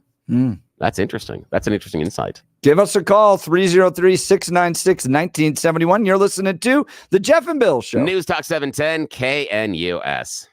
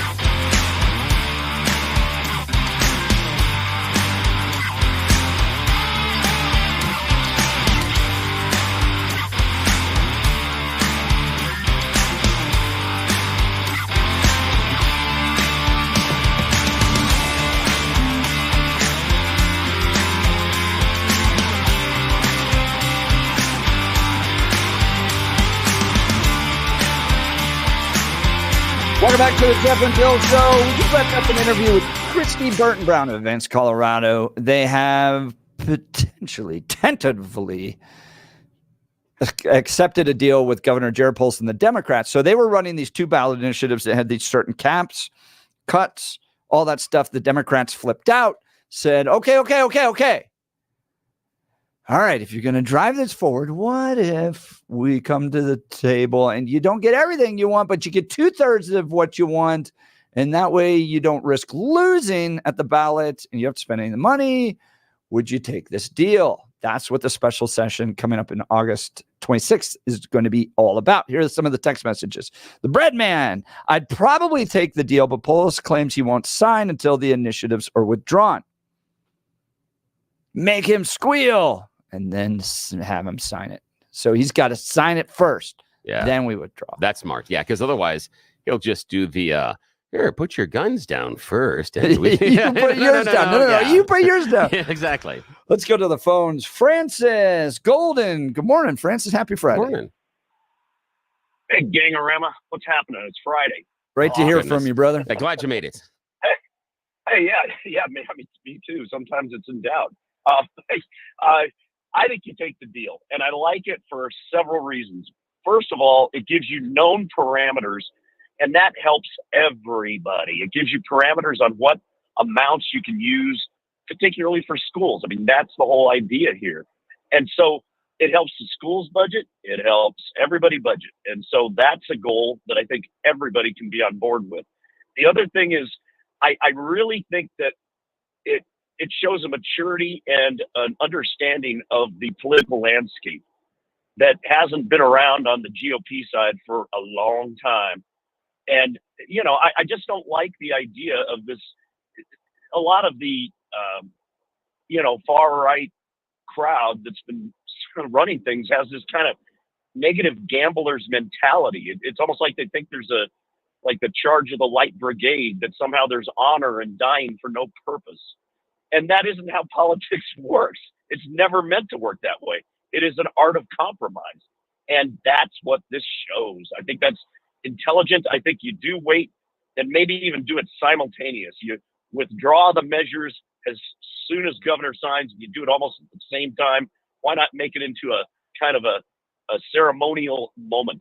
It'd be interesting. Oh, that would be fantastic. Dude, at the same time. Yeah. All right, you go, then you go, then you go, then you go. It'd be like, but then, you have but to I've only signed half my name. Exactly. It would be, and right. There would be that moment where it would be like your first relationship, and you're on the phone, and you're like, no, you hang up first. No, you hang up first. Right. No, you hang up first. That's what it would be. No, that was the Musk-Trump call the other day. Yeah, that was. Francis, here's a text message I'd like to get you to respond to. This is from 5600. The proper thing to do right now, go for the kill. Polis is scared because people like their money and want to keep it. He knows he has a good chance of losing. Why back off now? Francis, your response. My response is, once again, it shows maturity, and I think you build strength in doing this. I think that you show an ability to not try a kill shot, because it's not guaranteed at all. I mean, the voters definitely don't like to surrender things like Tabor, and they don't tend to vote for tax increases. It's kind of a weird. Colorado's a very libertarian-minded state, but the problem is you could lose this as well. And there's a sympathetic element to this when you're talking about school funding, which is where a lot of this goes. And I don't like the idea of going into budget seasons and things like that without having known elements, known percentages, known parameters. It doesn't make sense. And I don't think either side wants that. Not the people who want more funding, and not the people who don't want to fund anything. Everybody needs to know the universe they're playing in.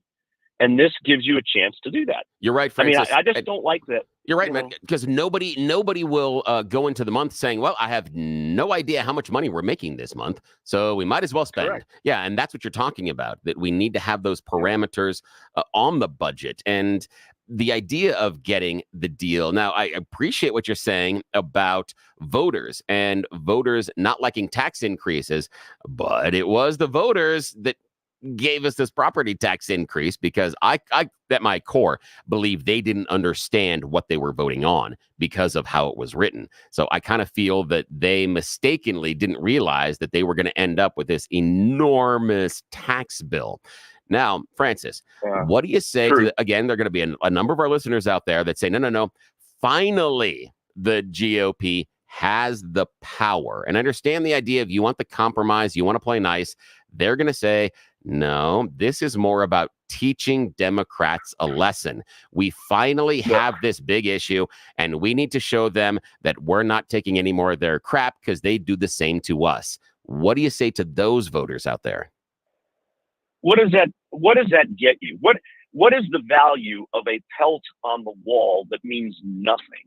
I just don't like that, because once again, we're talking about concrete numbers and parameters, and that vote for the tax increase was really a vote in the negative. The way the vote worked was that it de facto produced a tax increase. It wasn't like you were asked to please up the tax levy. But I don't, what is the pelt on the wall worth? To me, nothing, particularly when you're just doing math. Take the win and go away. It's not worth it. Like, if we want to, we're going into football season here. Yeah. Look, if we're on the 1 yard line and we're up by 3, take the win. And there's like time's running out. Why try to punch it in and rub their noses in it? It gets you nowhere. What it does get you is, if it's the Oakland Raiders, when you're playing them out in Vegas, or now Vegas Raiders, it gets them a chance to run up the score on you. It doesn't. It's a tit for tat problem. And I don't like that. That's stupid. That's not how politics is supposed to work. Oh, Francis, I appreciate the call and perspective. Yeah, Francis's line will be open. Let us know. Do you agree with him? Do you appreciate the fact that we've got to this point? Let's accept the deal. Others on the text message line going, no, we have the momentum. Keep on going. Look, I read The Art of the Deal and to see how Trump thinks. This is the way Trump thinks. You start at the end. You push them all the way. This is where we're going. You're going to lose. All that stuff. It's all part of the strategy to get to where he ultimately wants to be, which is probably more of a negotiation. So did KBB and Michael Fields embrace The Art of the Deal and get something better? Or are we walking away way too early? We have the momentum. Come on. Put him down. We can get this all the way. Let's go. So I'd love to hear from you. 303-696-1971. Hey, I want to talk to you about my friends at Mile High Appliance. They've cooked up some tasty deals for your kitchen. Now, for a limited time, receive up to a $3,000 rebate with the purchase of qualifying GE Cafe appliances. Enjoy the Mountain High Appliance price match guarantee and special financing options. Visit one of their 4 locations for all the details and upgrade your kitchen with GE Cafe appliances. In Denver at E64th, Littleton, Louisville, and Glenwood Springs. Mountain High Appliance. Experience the difference. We'll continue with the Jeff and Bill Show. News Talk 710 KNUS.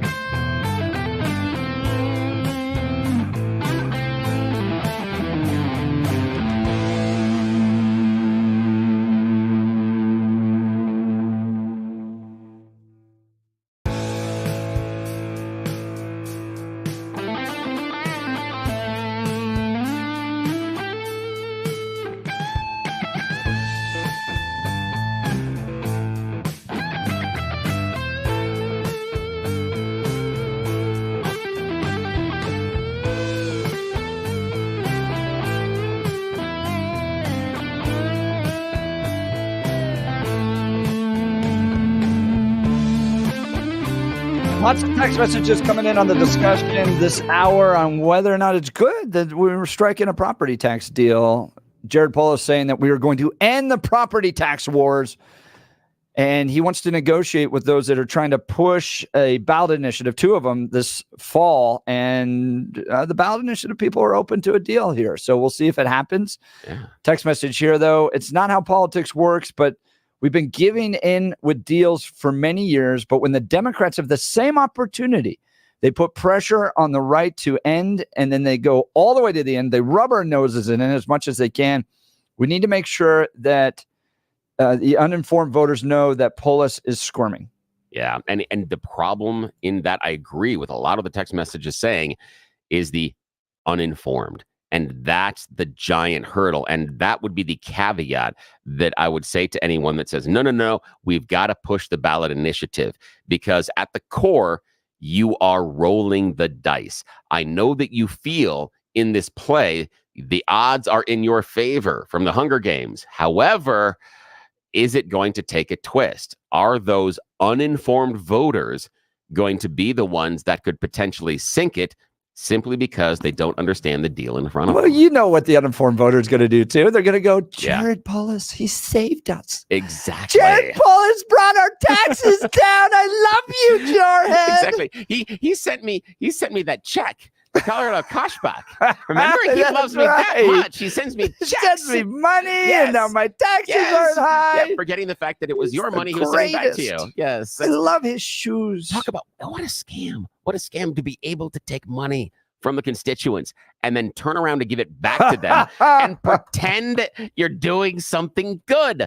We need that job. How do you get that? That's ridiculous. What a scam. All right, so coming up in the 8 o'clock hour, Kamala Harris is coming up with a big plan to save you money and go after those greedy corporations. We're going to talk with the Taxpayers Protection Alliance. Is this all it's cracked up to be? 8 o'clock hour. You're not going to want to miss it. This special Friday broadcast of the Jeff and Bill Show. News Talk 710 KNUS.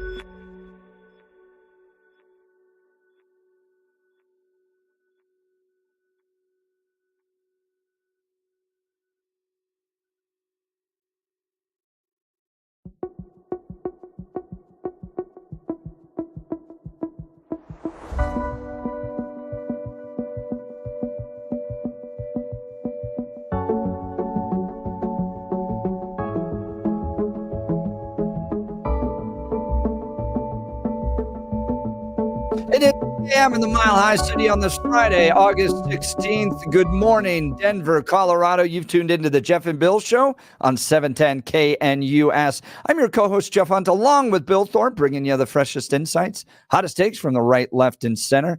Congratulations, you won the lottery. You woke up in the greatest country in history. So let's get to work. We've got a lot to cover in this hour. We're going to dive into Kamala Harris's plan for improving the economy. And saw this hilarious tweet. Yeah. Can't take any credit for this, but so far, all of Kamala Harris's policy ideas have been stolen. Did you know that, Bill? No, I had no idea. Yeah, no tax on tips comes from Donald Trump. The boosting the child tax credit comes from J.D. Vance. And the idea of price controls, well, that comes from Joseph Stalin. That's good. That's really good. Nicely done. Well done. That's fantastic. We will get to her and more. We're going to talk with the Taxpayers Protection Alliance about her proposed plan coming out later today. So you're not going to miss that conversation. This means and has to do with the money in your wallet. So don't miss that. Let's check in on the news with Blake Olson. Good morning, Blake. All right. Thanks, Jeff. Stealing from Stalin again. I love it. 65 and sunny, expecting a high of 96 today. The 7-10 5-day forecast coming up. Our top story. We want to go guarantee a win for people in Colorado. So we're going to do our best to get done. Christy Burton Brown, Advanced Colorado, on last hour with Jeff and Billy. A deal with the governor's office dealing with lower property taxes may result in these initiatives that would save Coloradans $3 billion coming off the ballot. Burton Brown says it's a good thing that politicians were forced to go back to work for the betterment of the people of Colorado who want a cut in their property taxes. Conservatives trying to get 2/3 of what they want, forced the regressives to the bargaining table. So the negotiated deal would put a permanent cap on property taxes across the state. It would put a 5.25% cap on local governments, and then a 6% more inflation cap on school districts. That is a key piece that was missing from the bill earlier this year in session. They didn't want to cap school districts at all. Those could have spiked extremely high in the future, and nothing would have stopped it. Burton Brown says Polis likes bipartisan issues like this one. Lawmakers will return to the Capitol in 10 days for a special session called by Polis. We have the opportunity to provide some additional property tax relief. It would be devastating for all the work that we're doing. It would lead to enormous cuts of funding in our schools, enormous cuts for community colleges and colleges. Road funding for counties would have to be diverted. This dude always has a stuffed up nose. I feel bad for him. When you need to penetrate sinus congestion, you need Contact Nasal Mist. It puts more decongestant where the sinus congestion is. That stuff works. The Denver Public School Board. Sorry, man. Every time I hear dying, Blake, and that is hilarious. All that, man. When I hear him talking, all I can think about are those face diapers that he would tell us to put on. And then he always is stuffed up. Yes. Man. Here's the other part. You're just trying to help. You're about solutions, Blake. That's the thing. Yes, you care so much about his health. You're worried. You're trying to offer solutions. That's what this is about. That stuff works even from 1960. When you need to penetrate sinus congestion, you need Contact Nasal Mist. It puts more decongestant where the sinus congestion is. I don't even know if they make it anymore. But if they do, we need to send him a case. Yeah, absolutely. There you go. All right, Denver Public Schools. They voted unanimously to put $975 million bond on the table for the November ballot. On the ballot, a third of the money would go toward electrical, plumbing, and general renovations at old school buildings. Another $240 million would be used for the installation of air conditioning systems at 29 school districts. All that, ladies and gentlemen, and everyone else, that is called Bidenomics. That is called Bidenomics, and we are very proud of Bidenomics. The Kamala Khan campaign says that she will be offering $25,000 in down payment support for first-time home buyers. Poof! Money for all. I wonder where that comes from. Harris is expected to unveil her economic policy today during a speech in North Carolina. They have created inflation, and it's freaking expensive to live for almost everybody these days. They did that.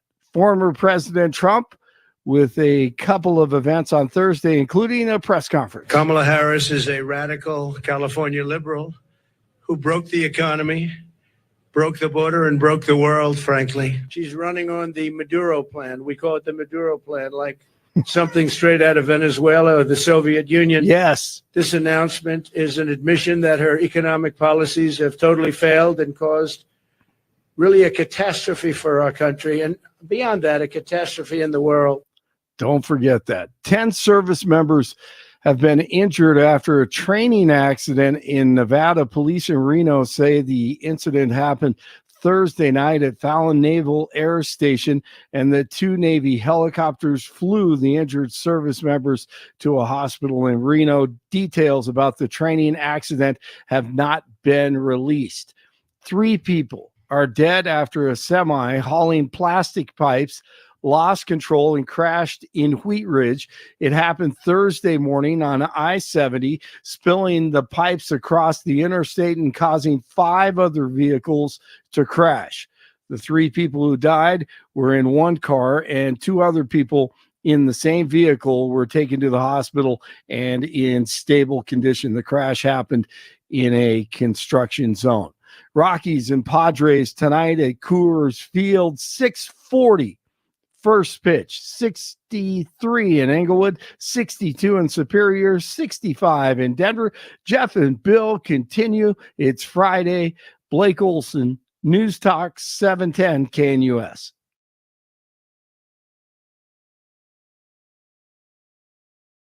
Your 710 5-day forecast, getting sunny and getting hot. Today through the weekend, we can expect high temps in the lower to mid-90s with lows right around the middle 60s. Going with the dry forecast today and much of Saturday with that sunshine. By Sunday, monsoonal moisture makes its return. Widely scattered thunderstorms with scattered thunder continuing Monday. Weather brought to you by branchplanning.com. Secure your future retirement with a reliable income stream. Annuities provide guaranteed payments, giving you peace of mind. Get your review at branchplanning.com or call 720-651-9800. Meteorologist Don Watzel in the 710 KNUS Weather Center.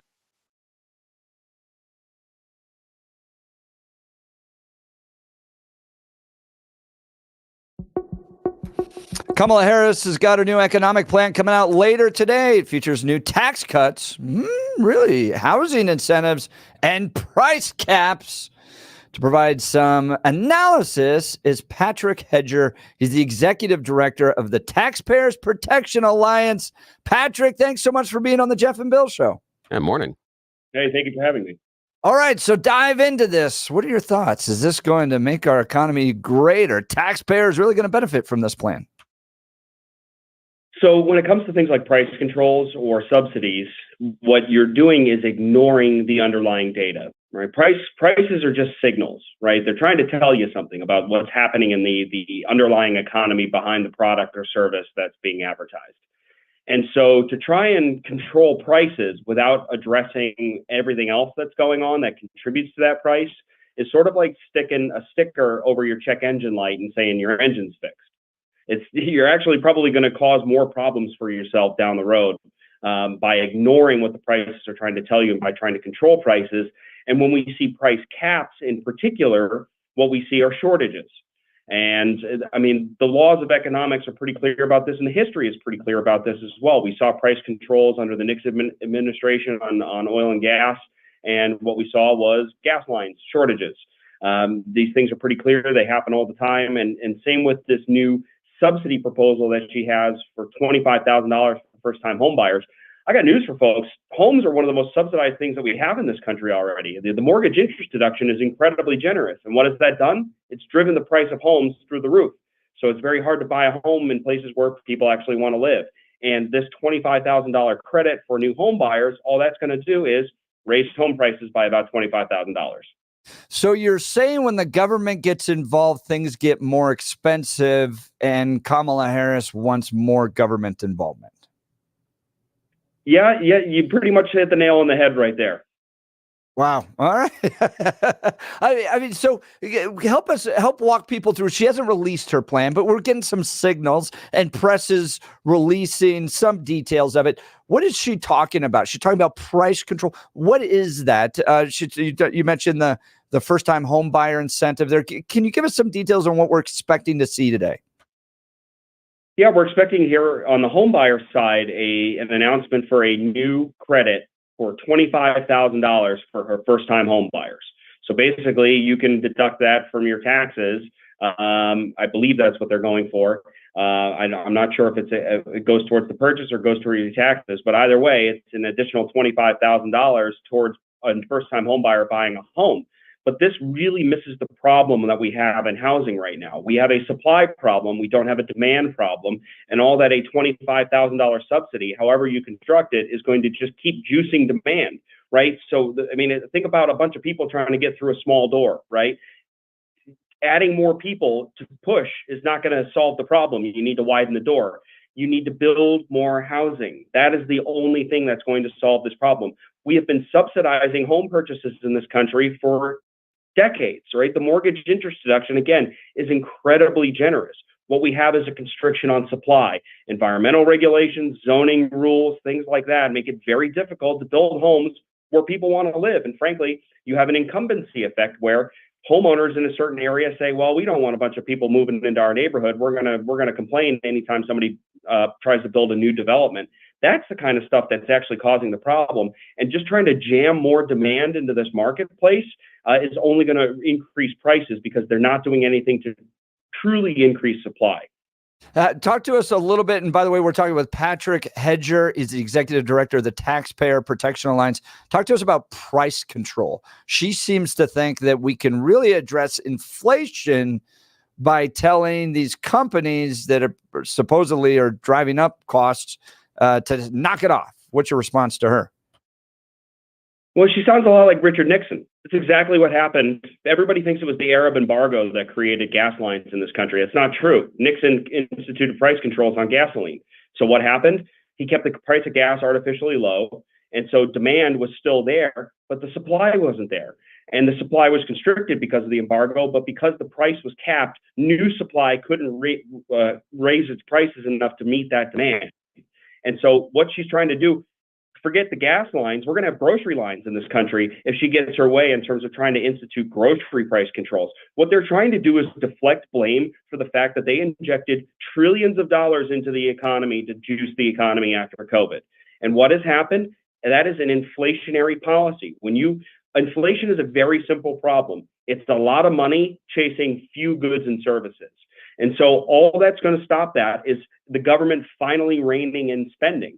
But as I just said, she's talking about a $25,000 credit for home purchases. And she's talking about all kinds of other spending, child tax credit, things like that.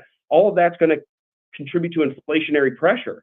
And so you have this sort of vicious cycle that's going on. The government continues to do what people expect will cause inflation. Companies are going to raise their prices in anticipation of that. And so you get into that kind of vicious downward spiral. The only thing that's going to arrest this right now is the government tightening its belt. And Kamala Harris, just frankly, that's not where she comes from. I want to ask you about that in particular. So MIT, the Sloan School of Management there, that's their business school, looked at economic variables influence on inflation by percentage. So how much does federal spending actually affect inflation? How much does money supply, interest rates, and then producer prices? What they found was that federal spending is about 41.6% of the spike we saw in 2022 in inflation. It was a vast majority. I mean, producer prices down at 10%, wages and salaries at 4.8%. The next big one was inflation expectations. So to your point of kind of the expecting inflation to go up, so therefore inflation goes up and just within the markets. But one of the things I'm not so sure I really believe Donald Trump. I don't think that he's going to be nearly as bad as Kamala Harris, right? But when we saw during his first 4 terms was not a lot of reduction in federal spending. And when I was listening to the Elon Musk, Donald Trump discussion on Monday, I noticed that Elon Musk was really trying to press him in this direction of going, yes, government spending has a lot to do. In fact, almost 4 times more than anything else with regards to driving up inflation. What are you going to do about it? Are you going to cut that federal spending? Do you think that Donald Trump is going to be serious about cutting the federal spending to address inflation like you just talked about? Unfortunately, look, there were some great things during the first Trump administration. The Tax Cuts and Jobs Act was fantastic policy. The deregulatory policy is like the unsung hero of the first couple of years of the Trump administration. It created a lot of certainty in the economy that allowed businesses to invest. Same with lowering the corporate tax rate. Really, really good things. But he spent like a drunk sailor. He really did. And Congress did as well. And the problem is that Republicans talk a big game on spending when Democrats are in office, but then they don't live up to their principles when they are in office. And that's a big problem. We've got to get this under control. And look, this is an unpopular thing to say, but the key drivers of spending in our economy, in our government, are Social Security, Medicare, and Medicaid. Yes. And you have both major presidential candidates saying, I'm not going to touch your Medicare. I'm not going to touch your Medicaid. The amount of money that we are spending right now that Congress actually votes on is like a quarter of every dollar. The rest of it is on autopilot and it's going right out the door into these programs, which if you look over the time horizon of about 75 years, these programs are hundreds of trillions of dollars underfunded. So something has to be done because they are eating into every dollar that we are putting into the federal government. They're eating into military spending and then the associated debt to fund these programs and fund the rest of the government. This year, interest payments alone on the national debt passed defense spending. That is completely unsustainable. That is money going right in and right out. But Patrick, where's the cliff here? We talk a lot about this on the Jeff and Bill show, and you may not know the format of our show. We're kind of like the old Hannity and Combs. I'm more in the rock-ribbed MAGA world of conservatism. I'm a problem. And Billy is the independent over there. But Patrick Hedger, executive director of the Taxpayer Protection Alliance, we both kind of agree at this. Like, where's the real cliff? What happened to the average American between $28 trillion in debt and $35 trillion in debt? Did their life really change that much to the point where they're going, Congressman, Congresswoman, you need to do something about this? It doesn't seem like it really does. So we just kind of perpetually go towards, eventually there's got to be a cliff somewhere, isn't there? What are your thoughts? Yeah, there's a colleague of mine, and he actually used to work in the Trump administration. His name's Paul Winfrey, and he has a great organization and they looked at what is known as the fiscal space. And that is basically how much more debt the government can take on before investors start saying, you know what, this U.S. Treasury bond is not as good as gold. All right. And the full faith and credit of the U.S. government is not rock ribbed, right? It's not solid. And he estimates that we really probably only have into the 2040s. And that's not that long from now. I mean, we're going to blink. And I mean, we're closer to that right now than we are to 2000. Right. And so that is a huge thing that's staring us in the face. And then also, unfortunately, it's not going to be the next administration, the next 4 years, but the 4 years after that, the Social Security Trust Fund is expected to run out. And that's when Medicare and Social Security get an automatic haircut, which is what's so hilarious about both of these candidates saying, I'm not going to touch your Social Security. Okay, well, if you don't touch Social Security, it's going to cut itself. That's just math. And so somebody's got to level with the American people here that these programs are not sustainable. Social Security was put in place when there were 16 retirees per one worker, and 16 workers per one retiree, and that retiree died on average 2 years before they ever collected Social Security. Now people are living into their 80s and 90s, and there's 2.5 workers per retiree. The math doesn't work anymore, and it's going to sink this country if we don't do something about it. Man, I love hearing this because it's so honest. It's like the rest of us all have a budget. We all have a family budget. You either got money or you don't. And yet somehow the government lives in this weird world where it's just because it can print money, it just spends like to Patrick's point, a drunken sailor. And so I'm glad I sit here and I go, I love Trump. Trump is going to do so much better than Kamala Harris would do if elected president, but he's not perfect. And this is an area where I've been frustrated because I'm like, stop spending. Seriously, you got to get this under control. So I want to talk, Patrick, now about tax cuts, because Kamala Harris says she's going to do them, restoring the expanded child tax credits that were first introduced during the COVID pandemic is a longstanding goal of the Biden administration and one that Harris will take up if she's elected. She will also go one step further and propose expanded tax relief of up to $6,000 for families with a newborn. The Harris campaign calls this, quote, a year when many families' expenses are highest with cribs, diapers, car seats, and more. She's not wrong about that. Then they get into college. You really have to pay for it. It also notes that many parents who do not have access to paid leave are forced to choose between spending time with their baby and working through hours to make ends meet. What do you think of her tax plan there, Patrick? Yeah, I mean, once again, you're throwing more money into the economy here, and more money chasing fewer goods and services, and that's the ultimate issue. Look, there's all sorts of things that I want to cut taxes for. There's also sorts of things that we should want to incentivize. Like, look, the only thing that's really going to help us in the long term with things like entitlements and things like the long-term debt is to grow, and right, you have to have a growing population to grow. So there's some good reasoning behind incentivizing people to have children, but for the most part, the thing that's really going to juice growth is keeping the taxes low and predictable. And so introducing all of these new complexities into the tax code can sometimes backfire as well. So I think they really need to focus. Well, first, the focus should be on, one, keeping taxes, getting as much money off the sidelines as possible, which is what the Trump corporate tax cut was so good for. Brought a lot more money back on shore at a lower rate than put the U.S. in a competitive place. But to paraphrase or to kind of change James Carville's quote around, it's the spending, stupid. Like it's not, regardless of what the tax rates are, the federal government collects anywhere between about 16 to 18.5% of the GDP, regardless of where the tax rates are, whether they were the top 90% rate that happened during the Eisenhower administration or during after the Trump tax cuts. It really hovers in that range, but the spending is what has exploded. So we can tinker around the edges all we want on tax policy. I advocate, and our organization advocates for low, fair, and predictable. But ultimately, all of this stuff doesn't really matter when you're talking about a 1 to 2% jump in GDP in terms of what you're actually able to collect, but the government is spending 25, 26% GDP. That doesn't work. Patrick Hedger, Executive Director of Taxpayers Protection Alliance, joining Jeff and Bill live. Thanks for your time this morning and joining us on video. You can check us out, YouTube, Rumble, X, anywhere that they put our faces up that we're loud. Also, I want to talk a little bit. You talked about Medicare, Medicaid, Social Security being these large expenses as far as a segment of the budget. I think that it's also fair to throw in defense spending if we look at this large pieces of the pie. Question I have is, Donald Trump is out there saying that our military has been decimated, that he's promised to reinvest in the military in order to make us the biggest, boldest, baddest fighting force on the planet. I believe we already are.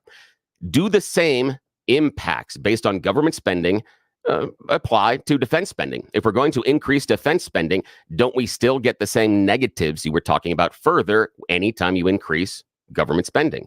Is this just doing what you say we shouldn't do? Is Trump making a mistake?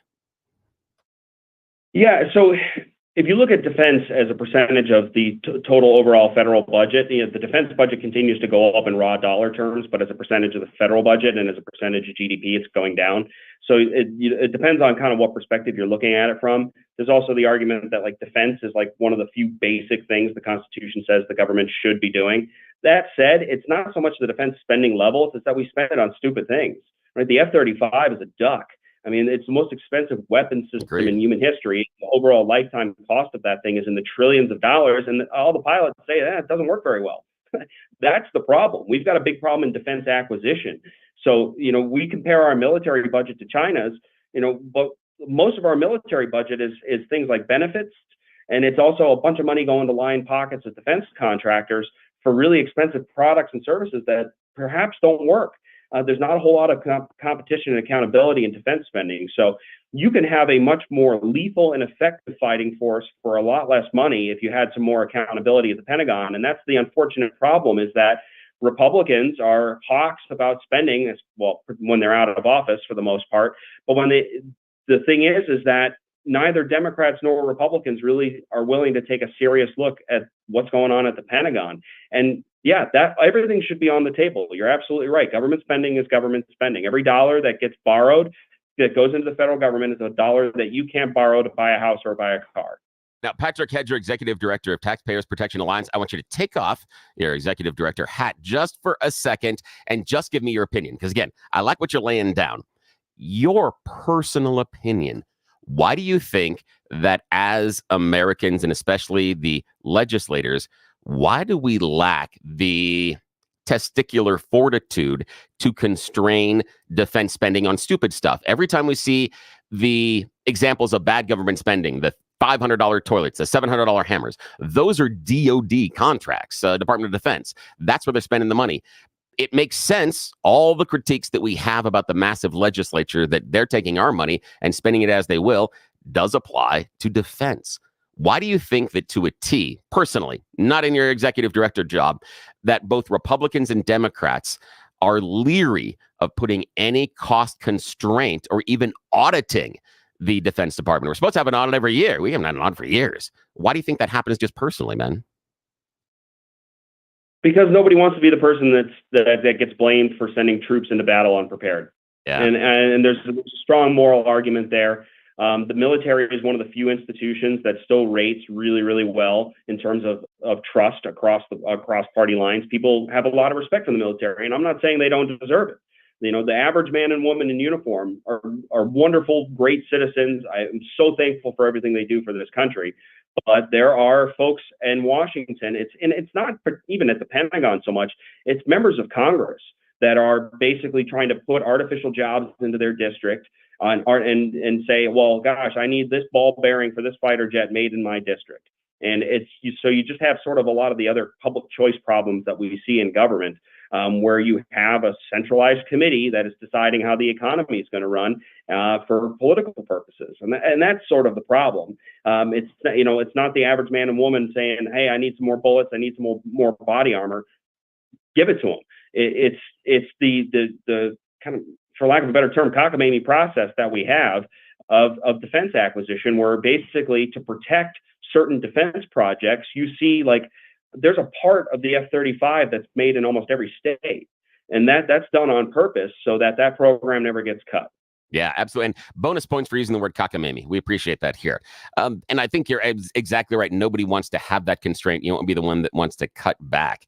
It's hard to do. Now, I want to go back a little bit into the housing supply.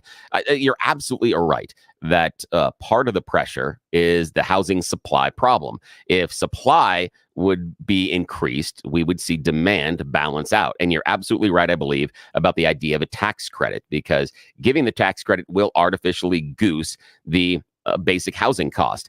With supply, though, I want to talk, and again, I'm going to ask you to put back on your Executive Director, Taxpayers Protection Alliance, Patrick Hedger, put that hat back on for this conversation here. What I'm worried about is when we let the market decide on supply, I'm worried it's just going to continue to create the cycle it has now. And that is, it is more profitable for a builder to do a $5 million home than a $500,000 home. They can do $5 million homes. Their profit margin and the money they walk away with is much greater, much less of a time investment, much less of an exposure for any sort of lawsuits or any legal responsibilities than doing $5 to $10, $500,000 homes. How do we possibly incentivize the builder back into those lower income homes? Is there any solution at all? Well, eventually you run out of buyers for $3 and $5 million homes, and that's.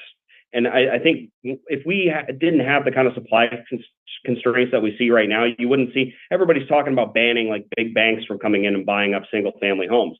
Well, they're doing that because they can make a huge profit on those homes and flip them in a year. Right? We need to be able to take that away. We need some stability in housing prices.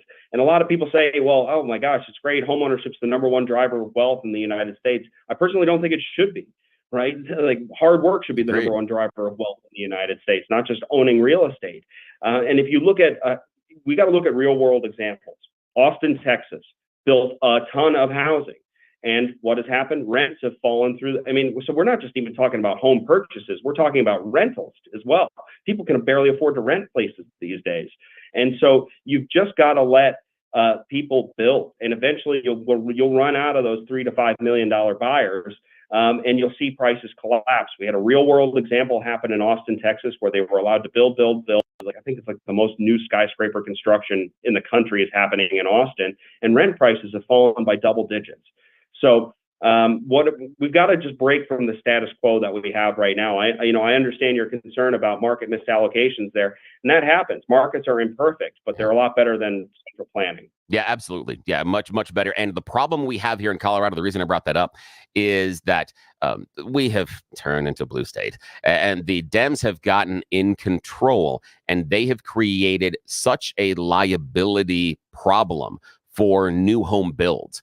It is better for you to build apartment complexes, anything that can be rented, rather than doing condos or new homes because of liability and the way the law has been changed. So in order to protect themselves from that liability, the home builders here are only doing the massive, big dollar ticket items. It's not worth it to them to do these smaller ticket items. And in fact, that's kind of what I'm worried they about. got sued, Billy. Yeah. One developer I know got sued because the nail collection in drywall was not perfect. Was not where it should be. And so that's a disincentive. And what I'm worried about is, how do we start to correct that? Because that is such a little tiny minutia issue that ends up being a huge waterfall later on down the road. What do we do about those type of things? Because the Dems are going to come in and try to hold them responsible for every little thing. Because don't you think of the homeowner? It's their idea. Is there any solution to that? Yeah, I mean, you don't have to sell me on broad tort reform. I think one of the biggest problems we have in this country, whether we're looking at the housing market or insurance markets or things like that, is, trial lawyers suing people into oblivion, because there's such broad liability out there. And then you have a regulatory problem as well, right? Environmental regulations, OSHA regulations, all of these things, right? They're good to a point, but then certainly at a certain point, you begin to tip the balance of the cost-benefit analysis of a regulation, right? The Code of Federal Regulations is 200,000 pages long at this point. There's 19 pages alone dedicated to staircases in public places, right? And that's on top of local municipal codes, state and county codes. So if we can begin to cut away on some of that red tape, and then you can create maybe liability shields, right? Safe harbors for developers. That's something that's probably worth pursuing. But yeah, I think we got to make sure that we get the trial lawyers off everybody's backs, because they can paralyze people into inaction. Oh, I'll be right there next to you, man, in that march. You tell me where to show up. I'm with you. Patrick Hedger, Executive Director, Taxpayers Protection Alliance. Jeff and Bill live this morning. I got one more thing, because we're running out of time here. You've been more than generous with spending time with us today.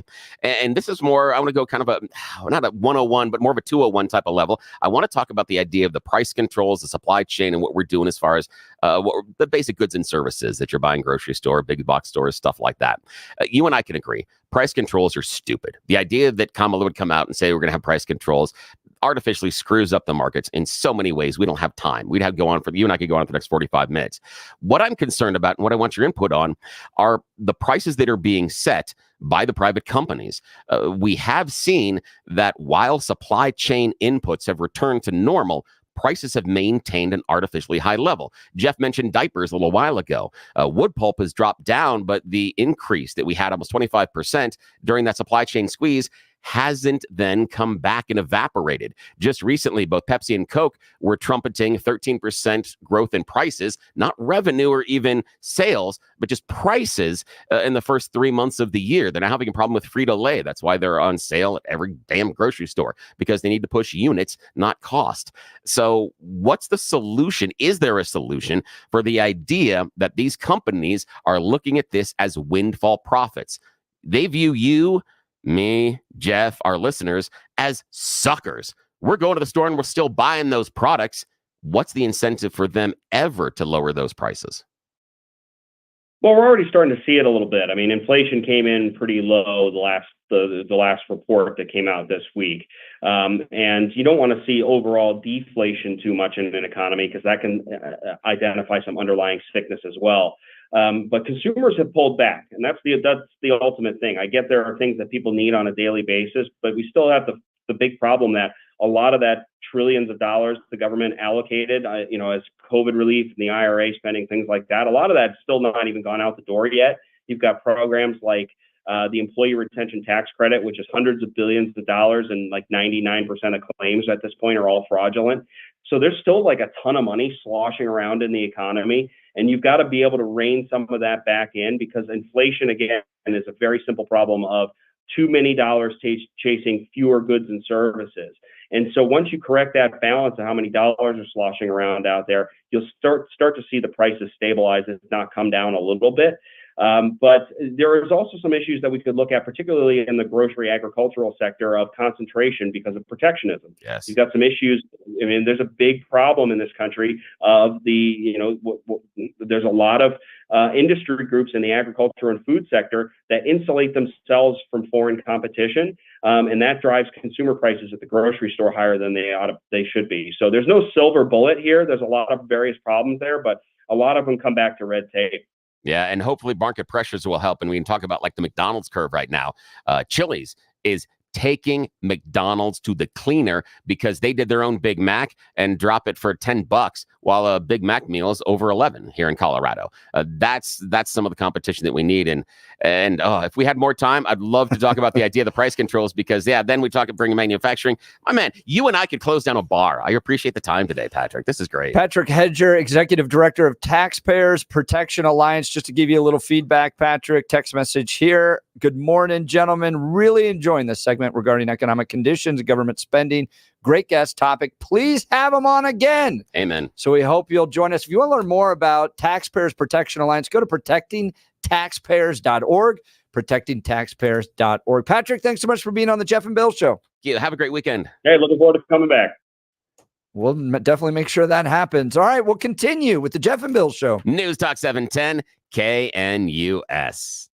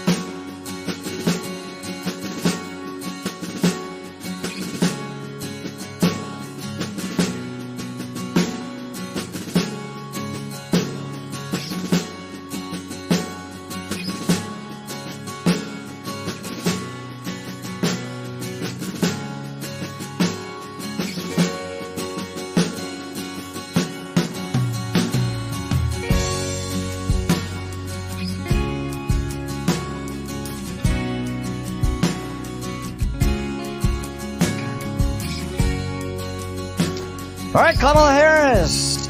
Today, in an effort to tackle stubbornly high prices of groceries, Harris will work with Congress to advance the first ever federal ban on corporate price gouging on food and groceries.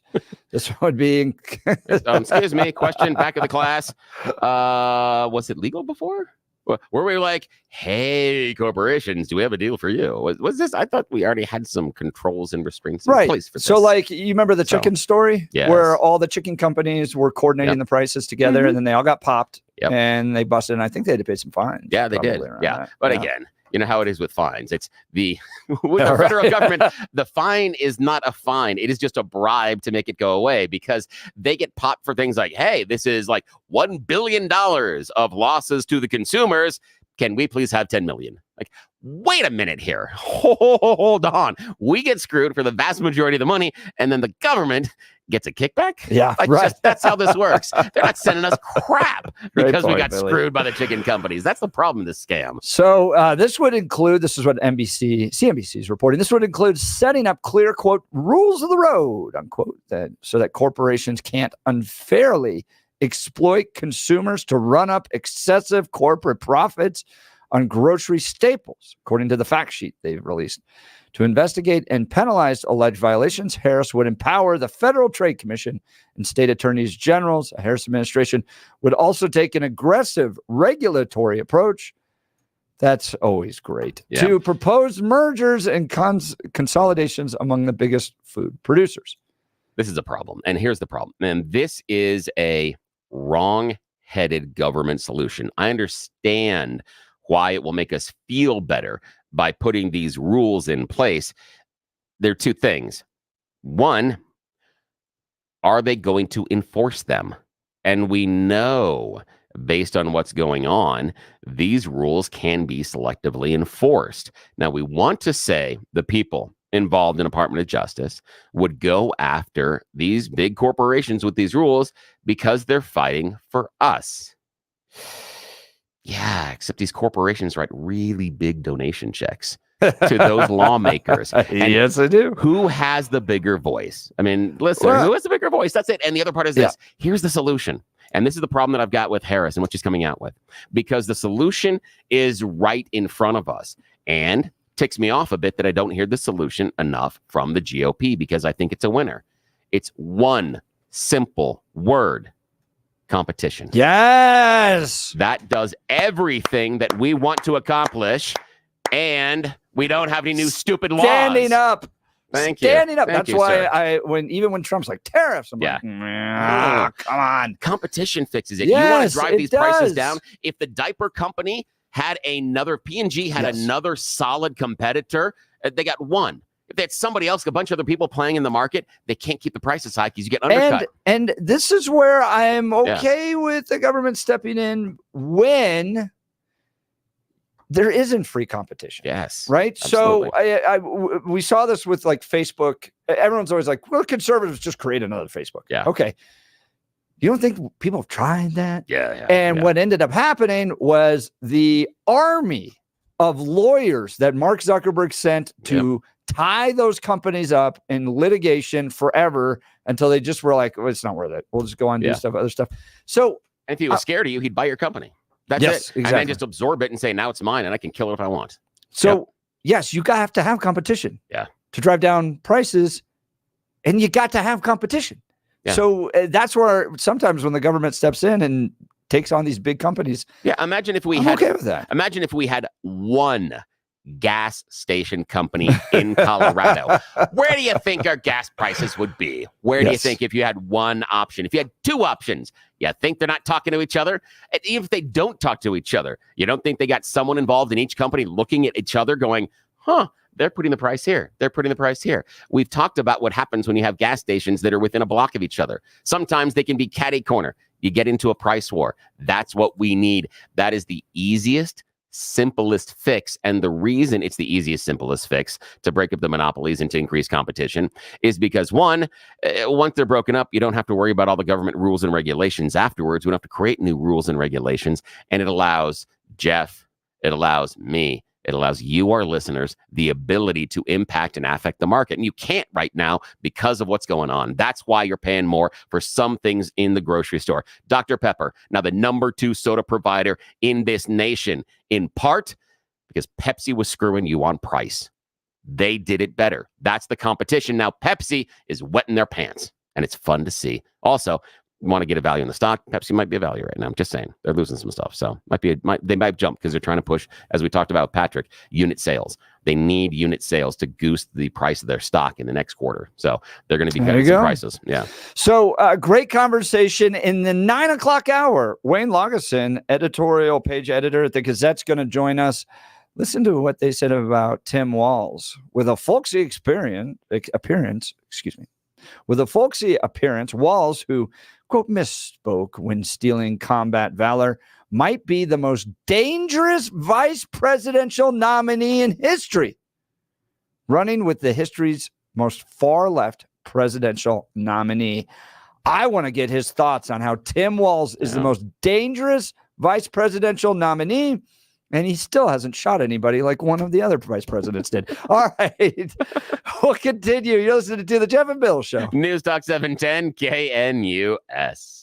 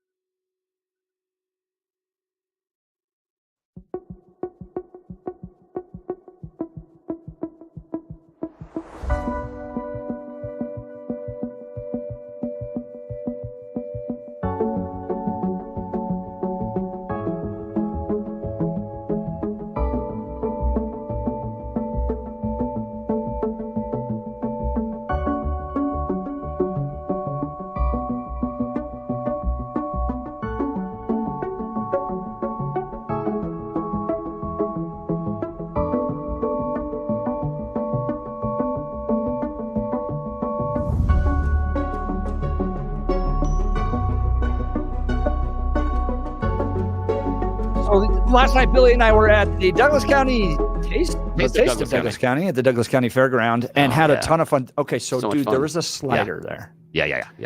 That had Gouda cheese and bacon on it. Bacon. Yes, the bacon. I'm still thinking about it this morning. Me too. There was something I was like, oh, that was good. And then I came home last night and I'm like, oh, and I'm sitting down. I'm like, I got a tummy ache here. I'm like, what? I said, it might have been the ice cream. Okay, maybe not the Dilly Bar ice cream. It might have been the ice cream and the Culver's custard gelato. And the gelato. And they're like, all three? I'm like, have you met me? Of course I'm going to do all three. What the hell is wrong with you? We were like kids in Candyland. Yes. And Boyles from this station puts on the entire event.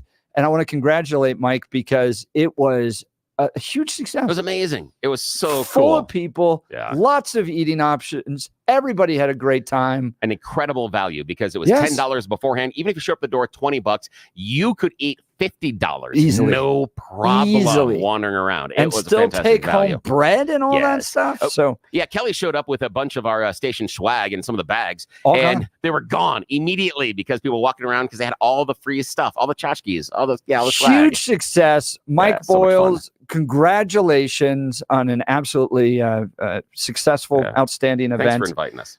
Wayne Lageson from the Gazette's up next. You're listening to the Jeff and Bill Show. News Talk 710 KNUS.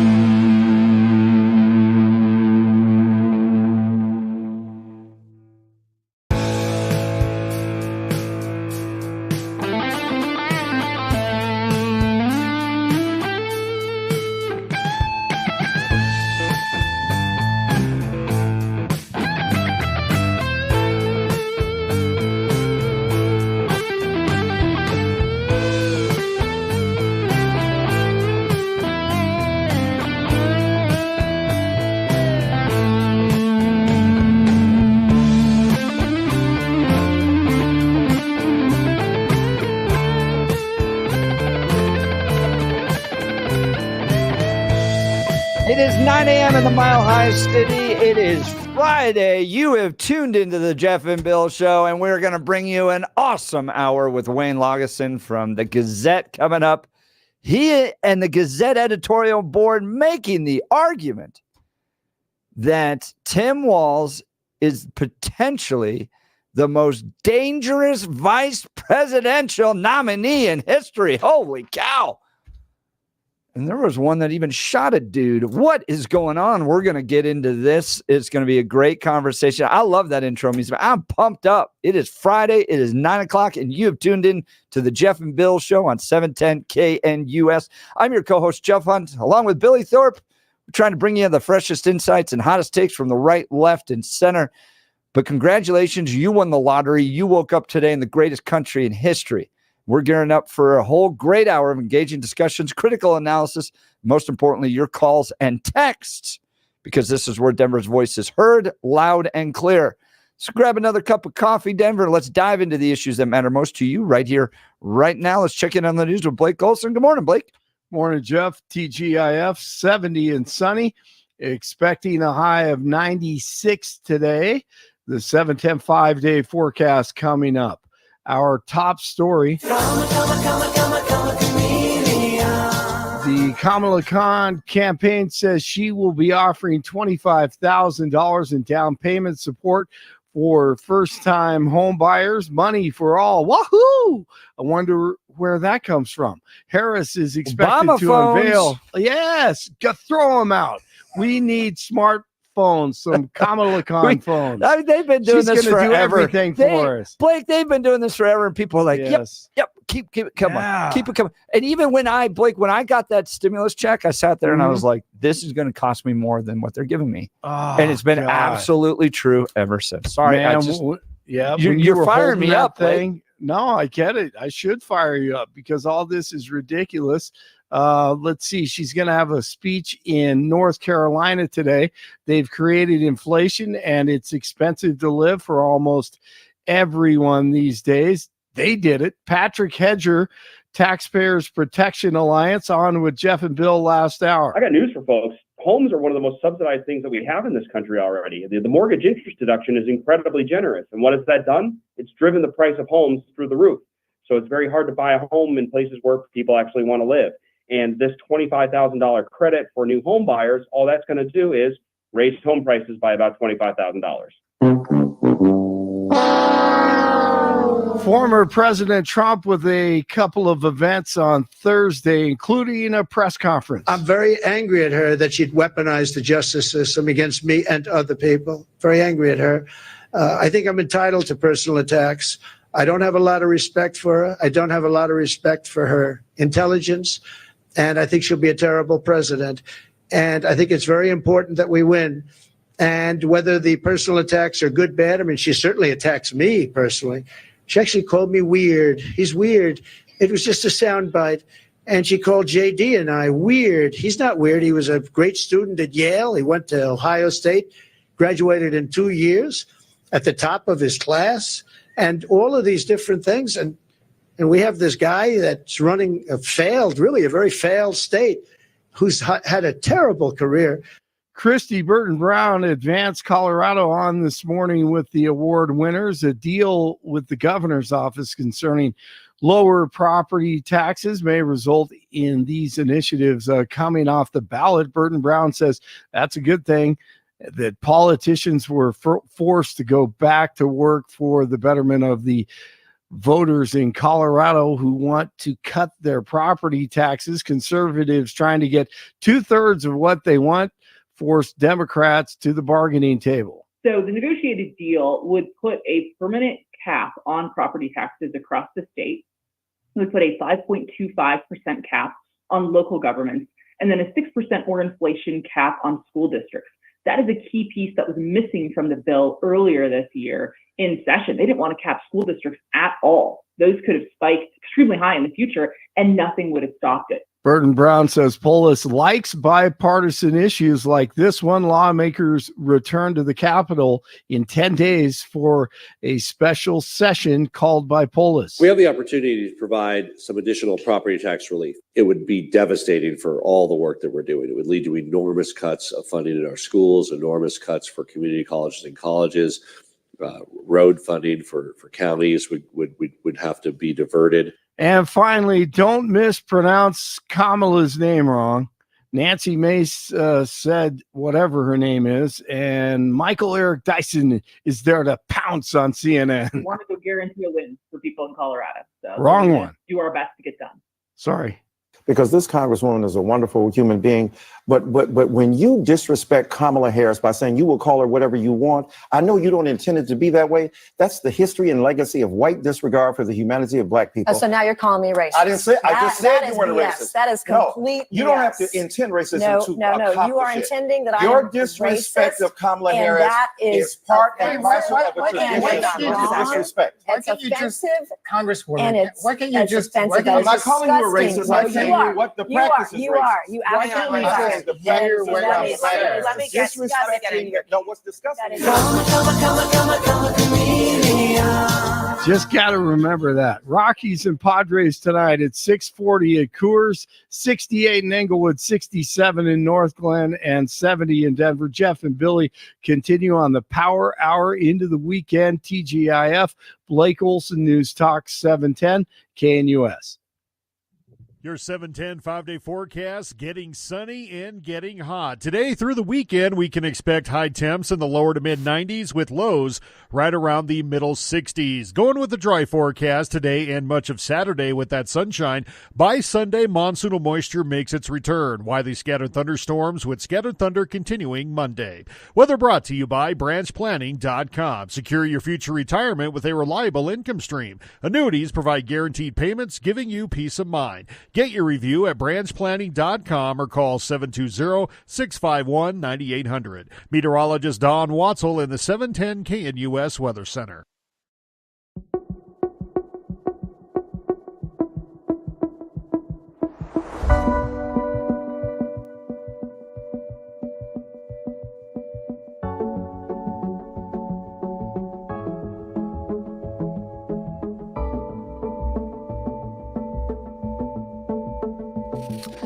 All right, Tim Walz was in Colorado on Wednesday, and if you missed it, you probably did because it was only at a mega millionaire's mansion. Yeah. He came in, spoke for 15 minutes, according to the Sun, and then departed because that's where Colorado is. Yeah, and in order to get access to it, you had to show them your bank balance.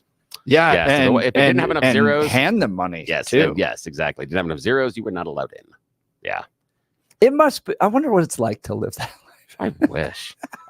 Again, and tongue in cheek, I oftentimes tease my parents and say, "Do you know how much easier my life would be if you guys were super wealthy?" You understand? Because that's just, oh man, that's kind of lifestyle of not having to worry about it. There's the number of times on social media that I hear from people with those giant bank accounts about, well, this is how you have to shut up. Yeah, come on, let's play this game. So the Denver Gazette, Colorado Springs Gazette, had an editorial from their board. So this wasn't just one particular. This came from the editorial board. Far left Walz visits Colorado. Minnesota Governor Tim Walz, welcome to Colorado, they write. The top destination per capita for new arrivals crossing the U.S. border illegally and taking free bus rides north. Take it in. As Minnesota has no comparable challenge. The Democrat running mate, the presidential nominee Kamala Harris, visited Denver on Wednesday for a fundraiser featuring Governor Jared Polis, left-leaning Quark founder Tim Gill of the Colorado Blueprint, and other leading Democrats. Colorado politicians and donors should ask serious questions of Walz. Colorado-based journalists should avoid celebratory coverage like that of the mainstream news press pack, which they didn't even get a chance to ask him questions because he just disappeared. Walz, who let Minneapolis burn for 3 days after the George Floyd murder, will be in ground central for an immigration crisis that he supports. In just 2 years, Texas has shipped more than 40,000 illegals across illegal crossers to Colorado, a problem Minnesota has not faced in the country's far north. A recent study documented how the cost to Metro Denver to shelter, educate, and provide healthcare services to immigrants has reached $340 million. The sudden influx of destitute adults, mostly men of working age, creates demand on hospitals and various social services Coloradans struggle to afford. The immigrants lacking money, food, and shelter upon arrival strain every public service Coloradans have invested in for generations. Uninsured and lacking primary health providers, border crossers understandably use emergency rooms for routine health care. Denver Health, a public hospital that provides indigent care, is running at multi-million-dollar deficits. The institution's costs for treating uninsured patients have doubled since 2020, a cost partially driven by new demand from immigrants. Denver city and county government could properly fund the hospital and should if it would stop spending with reckless disregard on new arrivals. The city's sanctuary policies give Texas Governor Greg Abbott good justification for sending busloads here because he knows our state will care for them. And they point out it's the most compassionate thing he can do to help border crossers desperate for resources in tiny border towns that have little to spare. The influx includes good people. In addition to criminals, their home governments gladly ship our way. So they do a really good job of listing all the financial costs associated with bringing all these illegal immigrants that Tim Walz just hasn't had to deal with. Haven't gotten all the way up to Minnesota yet. So they want to bring that attention to him. Again, this is the Gazette editorial board. They then continue. What Walz might do as vice president directly affects our state. Don't count on him to support finishing the border wall, as he works alongside longtime open borders advocate Harris. I always say, let me know how high it is, Walz said July 30th when discussing the border wall halted by President Joe Biden. If it's 25 feet, then I'll invest in the 30-foot ladder factory. That's not how you stop this. Well, they don't know how to stop it because Kamala Harris was in charge of trying to work out with the broad systemic issues facing the border crisis, and that didn't work either. The editorial points out Walz has signed bills allowing illegal border crossers to obtain driver's licenses. He qualified them for free college tuition at a cost to residents who pay taxes and tuition. He allowed illegal crossers to enroll in the state's free healthcare system and compete with Minnesotans for care. This is not someone concerned with the porous border, which facilitates a fentanyl influx that kills Americans at the rate of a daily jumbo jet crash. Man, they are going right at him. This is, again, the Gazette editorial. Tim Walz has imposed radical and damaging left-wing agendas on Minnesota since taking office in 2019, funded by monolithic teachers' unions. Walz opposes school choice, which Polis supports. He forced Marxist curriculums, fomenting racial tensions among victims and oppressors, as proficiency in reading among public schools dropped by 10%. During the pandemic, he urged Minnesotans to report anyone having a birthday party or other smaller event. He wants to ban common hunting rifles and the right to carry concealed. Despite a middle-class income tax of 9.8%, Walz rushed to impose more taxes the moment Democrats took the legislature in 2023. And then this is the killer line, Billy, with a folksy appearance. Walz, who misspoke when stealing combat valor, might be the most dangerous vice presidential nominee in history, running with history's most far-left presidential nominee. Welcome, Governor Walz. While here, please explain your radical views and past actions that threaten our future. Wow. Now, I know the editorial board is supposed to take an opinion. That's an opinion, Billy boy. That's an opinion. I mean, I got some questions about it, but that is a definitely opinion, and I appreciate the writing, and it's very clever in the way that it does it. Again, the use of the latter comment about immigration, that's just a marketing and that's a business. That's a capitalism thing, because the idea is if you have a 25-foot wall, why wouldn't you build a 30-foot ladder? That's just a market thing. It's a supply and demand thing. The critique is it just shows him as he kind of shrugs it off. He's like, well, nothing's going to solve this problem. Well, I'll always come up with us. Well, here's the thing is, I think he points out the fallacy in the wall. The wall isn't going to stop it. Is it going to make it more difficult? Yes. But is it going to be necessarily a deterrent and stop it? No. I guarantee you the mansion they held this event at had high walls.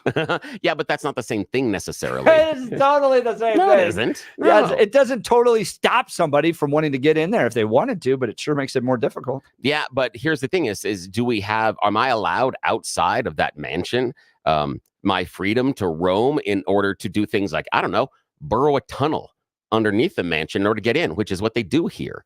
I mean, that's the thing is, it's not like there's this, in my mind, there's this fallacy that it is this march of illegal immigrants swimming across a river or coming under the dark of night, carrying hundreds of pounds of fentanyl on their back, when we know the drug trafficking, the majority of it is done either through tunnels or through Americans coming through ports of entry. And it's easier. And the reason you'd use Americans as the mules is because they get through customs quicker. There aren't as many questions about them. That's why you get the Americans to bring this stuff back into America. They just recently at a farmer's market found celery packed with meth.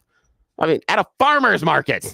So that's the idea. I appreciate him pointing out some of the idiocy. I wish the Gazette would have pointed out what the Marxist curriculum is that they are afraid of or are mad about. I'm not saying he didn't do it. I'm just, the idea of just throwing out the phrase. Well, it's the oppressor versus oppressed. So if you've ever read, ever read the first page of the Communist Manifesto, it is essentially all of history is the oppressor versus the oppressed. One wins, one loses. And it's our time to fight back against the oppressor, basically. Yeah, but what's the example of Tim Walz doing that in Minnesota? That's what they don't provide me. And so the idea inside that, I'm pushing back on the editorial only because it's an assumption without anything that is backing it up. I just want something like, he pushed Marxist curriculum on this. Give me an example of what is the curriculum he pushed. And and the reason I ask about this and I push on this one is because, and this is somewhat a tangential issue, but I hear all the time from people that are mad about what's being taught in the schools about, they're not showing it to us. We need to know the curriculum. You're not paying attention. Every single school district has a point in which you can come in and review the curriculum. When school districts are changing the curriculum, they set up a time in which parents can come in and go through each and every book. The fact that the parents don't do it, that's on you. But then we complain and yell about the curriculum. Sorry, it's a fallacy in that. And so it's difficult. And the other part is, and I'm curious, even the gun thing, I haven't heard him wanting to take hunting rifles away. I haven't heard that one. I would be curious about what that one is. And the weird part is, a number of years ago, Walz actually received an A from the NRA as far as rankings. They've dropped it down now to an F. But years ago, when he was serving the Senate, it was an A. That's the weird part as well. And this is why this election cycle, and I'm so glad that Jeff and I are on the air together during this time, and I'm so glad that we get to hang out here with you guys on 710 KNUS, because this is unlike any other election cycle we've ever experienced, simply because of candidates. That we can go through both sides of the aisle, and the candidates have switched and flipped views on a number of things, and that becomes incredibly difficult. The other thing is the integration between the BLM and the immigration. Okay, the BLM riots, but then why are we worried about the immigrants? It wasn't the immigrants that were involved in the BLM riots. So it's a weird confluence that they talk about, well, he let the city burn and immigrants. Hang on, but they're not the same thing. I understand they're talking about it being an emergency, but I think the confluence of the two that they're trying to draw is incorrect. And the other one that bothers me in the editorial is the cost of the hospitals and the immigrants. The idea that, oh my gosh, he let the immigrants have access to the health care. And okay, so we shouldn't?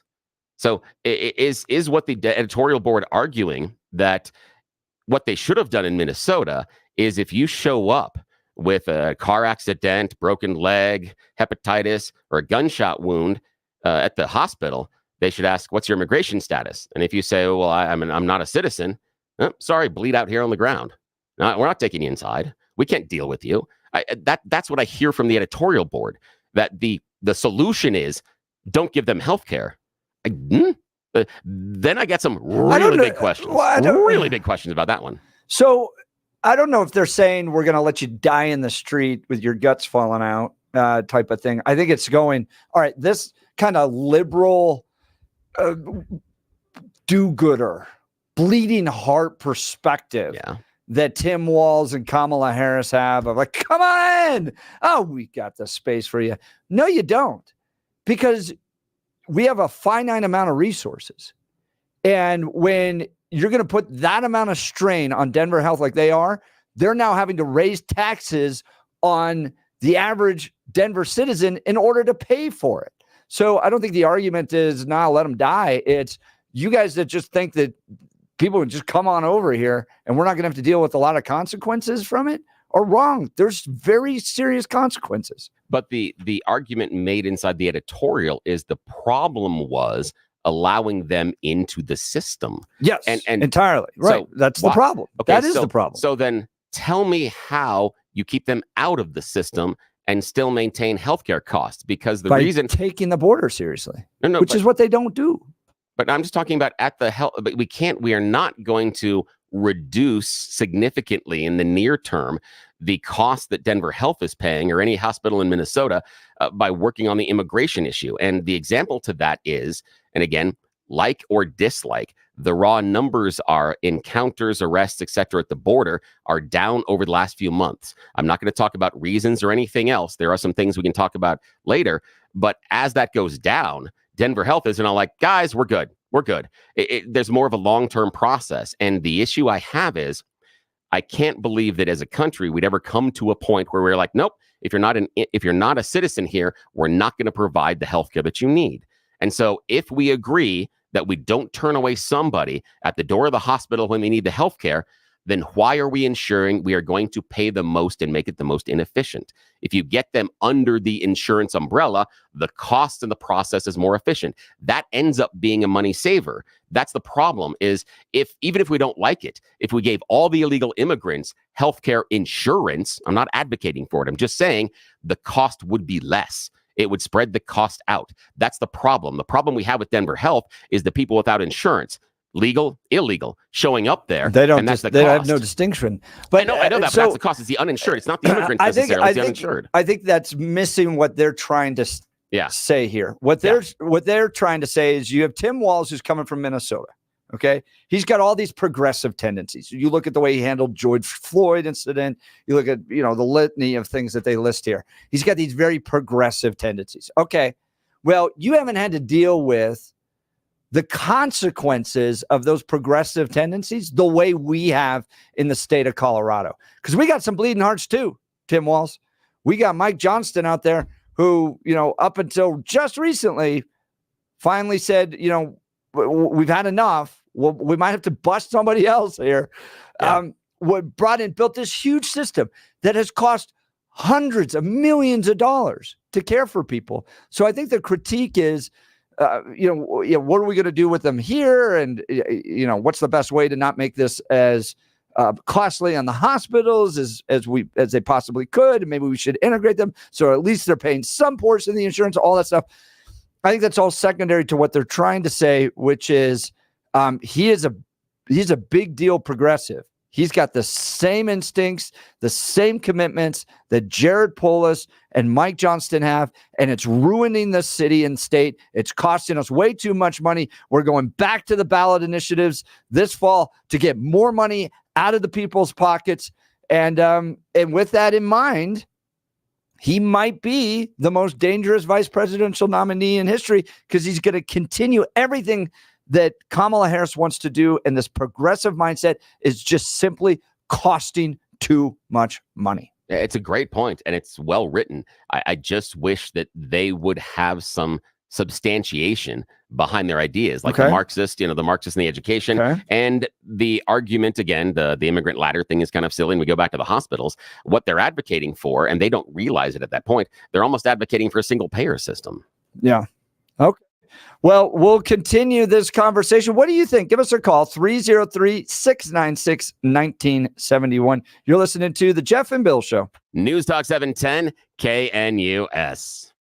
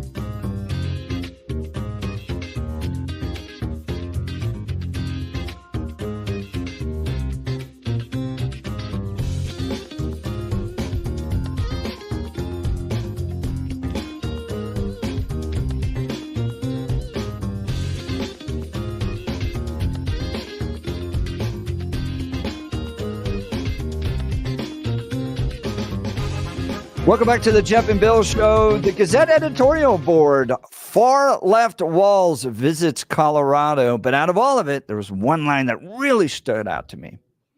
Walls might be the most dangerous vice presidential nominee in history, running with history's most far-left presidential nominee. Those are strong words. Joining us from the editorial board, Wayne Lageson, the editorial page editor for the Gazette. Wayne, thanks so much for being on the Jeff and Bill Show. Yeah, morning. Thank you for having me on. Can you guys hear me? We got you loud and clear. So, Wayne, you guys don't mince your words on this editorial. Potentially the most dangerous vice presidential nominee in history. So give us a sense of what's really driving that perspective from you guys. Well, a lot of the things that we mentioned in the editorial, just his complete open borders position, which is a huge concern for Colorado. It should be. And his opposition to school choice, his any tax is a good tax. You can go down the list of far left extremist agenda items, and he's right there in favor of all of them. You're talking to a guy who, when I was 8 years old, was campaigning for George McGovern because my mother wanted me to.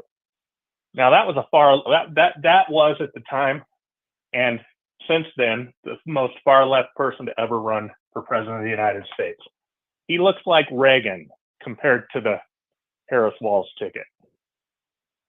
Yeah, I mean, it's what they want to do out there. If you look at the media coverage, and you're in media, you're an editorial page editor, is to make him look like your buddy, your high school coach, teacher of the year.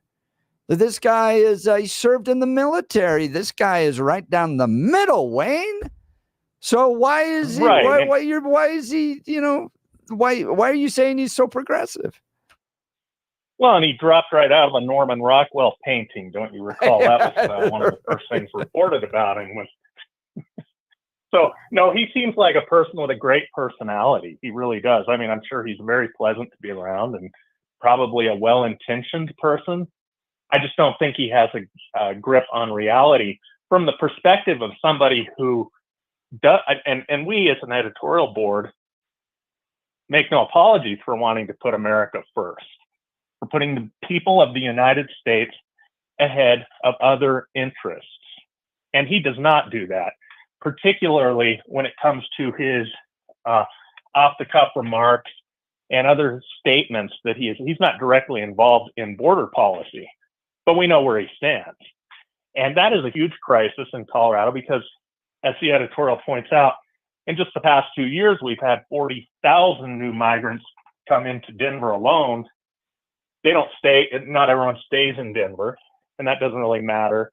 But the fact is, you can't just bring in overnight 40,000 people who are absolutely dependent on your entire social services network. How fair is that to the single parent who's working 2 jobs and has been struggling to bring up a couple of kids, 2 or 3 kids, and needs to go to the emergency room, and it's a 4, 5, 6 hour wait, and there are a whole bunch of people who we call new arrivals who are sitting in the waiting room, and it's impossible to get in, and the hospital can't afford all of this. That hospital was for indigent care of people in Colorado, who live in Colorado, who pay for it every time they purchase something, every time they earn a dime. And it's nothing against the people who are here, nothing whatsoever. And of course, we shouldn't turn them away from emergency rooms or any sort of health care. The problem is, once they're here, they are in fact entitled to everything that we've established to try to make life better for people who live here. And it's nothing against them. Many of them are, I mean, our country, some of the greatest Americans in history have been immigrants, even illegal immigrants. It's not about the people coming across. It's about the volume and our ability to afford that.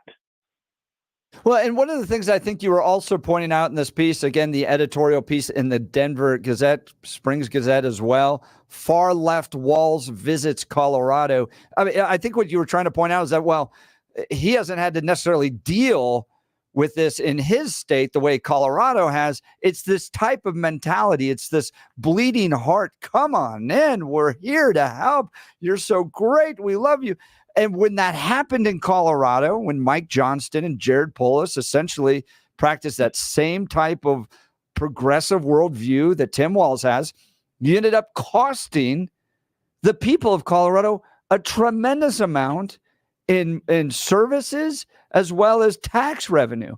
And if you put this guy in the seat of Vice President of the United States, you're going to end up with a lot of problems, a lot of money going out the door, all with this kind of progressive bleeding heart mentality.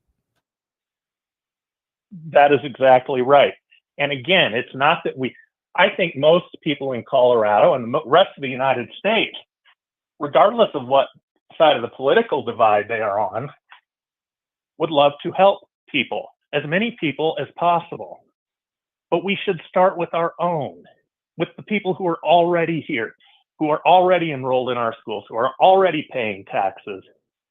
They should get priority. That necessitates that we control the border so that the people who come here are not fully allow people in. We need people to come in. We need doctors.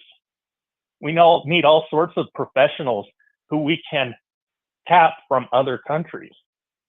We need workers. We need agricultural workers. We need immigration. But it needs to be controlled so that we keep the criminals out and we err on the side of letting people in who know how to be self-sufficient and can provide for themselves and others.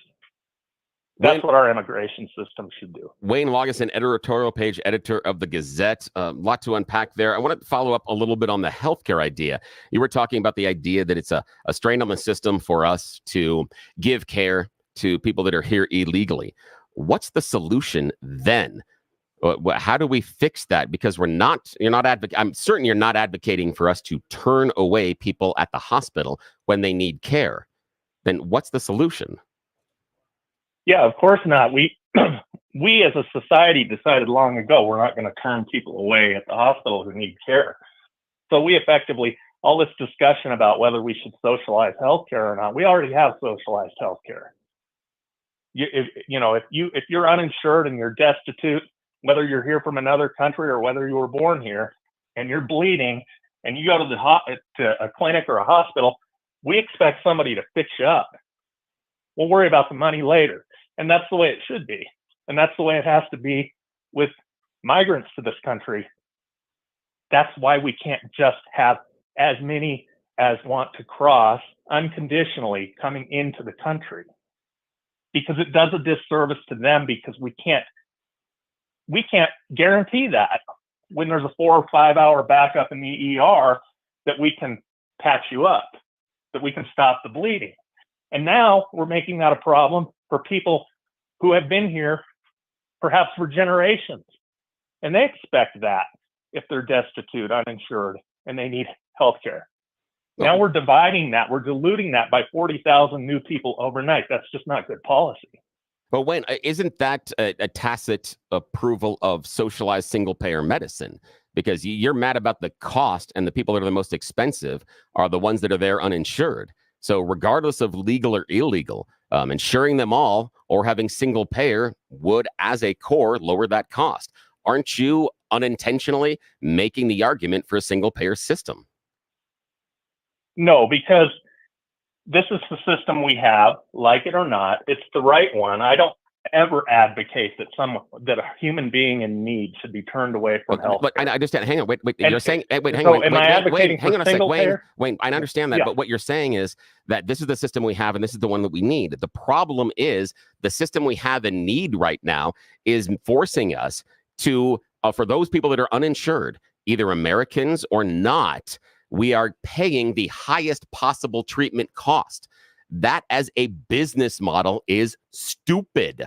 any business that would open up and say, we are going to make sure that a portion of our customer base, we're going to have to maximize the cost that we pay to serve them, that business would fail. That's what I'm curious about this, is that you're saying the system works, but it doesn't because of what's happening based on Denver Health and elsewhere. And it's the rock that you throw at walls. And this is the problem I feel inside the healthcare argument is that if you're talking about reducing the costs and making sure that paying for the people that are uncovered in as far as insurance, legal or illegal, the easiest, most efficient cost solution is single payer. I'm not advocating for single payer, but that's where you're going with this, man. Let's say you advocate for single payer. Let's for the sake of argument, we're advocating for single payer. Okay, I think you make a good case. It would probably, in terms of fairness, you're going to have very wealthy people treated exactly the same as destitute people, and to some people that's a good system. It won't change anything in terms of supply demand. Single payer does not increase the supply of doctors and nurses and clinics and hospitals. Those things that's not something where you can just flip a switch and all of a sudden you have adequate supply. That's just rationing. I don't favor that type of rationing, though I do concede that it's probably more fair to people who do today purchase private sector health insurance. So, no, I'm not advocating single payer. I'm saying the system we have today does not work, but it's the system that we have to have. Single payer wouldn't work any better in that single payer does not magically create more health care.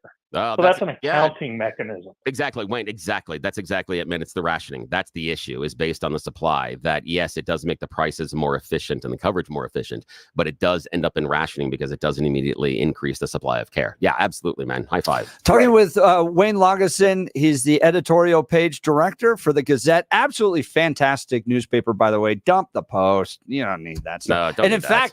In fact, unless you need to line the bird cage. I was just thinking about this the other day. Even before I had you on, Wayne, I was sitting there going, I don't even go to the Post anymore for their editorials. Me either. There's nothing good there. And then I went over to the Gazette, and you got Jimmy Sengenberger and all of his work there. I mean, you guys have built a great editorial page over at the Gazette. Congratulations, Wayne. I also got to say that the Gazette to me, and again, I'm going to throw rocks at the Post here. The Gazette to me feels like a voice of Colorado. The number of times that I go to the Gazette website and you guys are talking about the things that I'm concerned about. You guys are talking about the stuff that I'm talking to my neighbors over the fence about. I appreciate the work you're doing. Well, thank you very much. I appreciate that from both of you. We try very hard to create a forum for people that does inspire discussion. Yeah. We don't want to hammer ideas into anyone's head, but we want to put it out there. This is our view, and you're welcome to yours, and let's discuss it. So, Wayne, I've only got about another 2 minutes. I just want to ask you about this.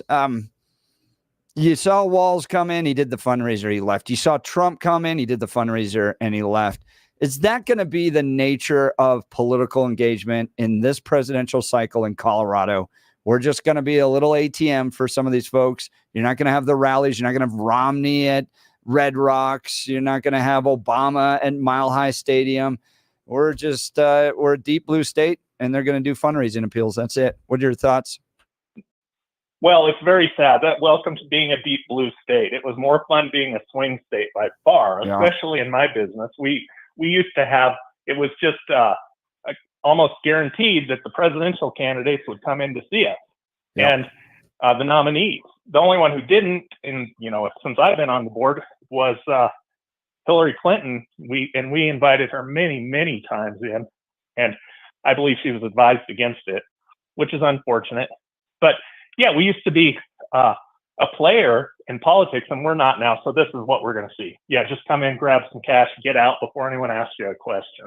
Another reason to balance things out in the state, because it is, to your point, Wayne, a lot more fun. Wayne Lageson, editorial page editor with the Gazette, doing a fantastic job. Wayne, thanks so much for being on the Jeff and Bill Show. Thank you both. Thanks a lot. We'll continue with the Jeff and Bill Show. News Talk 710 KNUS.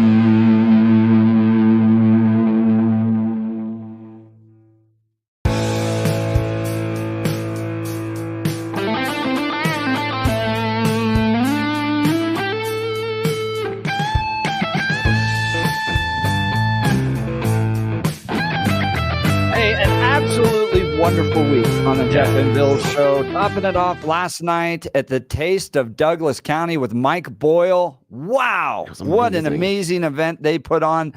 And Billy, I knew we had listeners. Obviously, we get phone calls and text messages every day. We spent 2.5 hours. Yes. Just hanging out with, and they were constantly coming over. It was so much fun. Yeah. And Billy, I think we're achieving what we want here. We're building community and friendship, and we're having a good time, and we're taking on serious issues, and we're standing strong, but we're not devolving into vitriol and spite.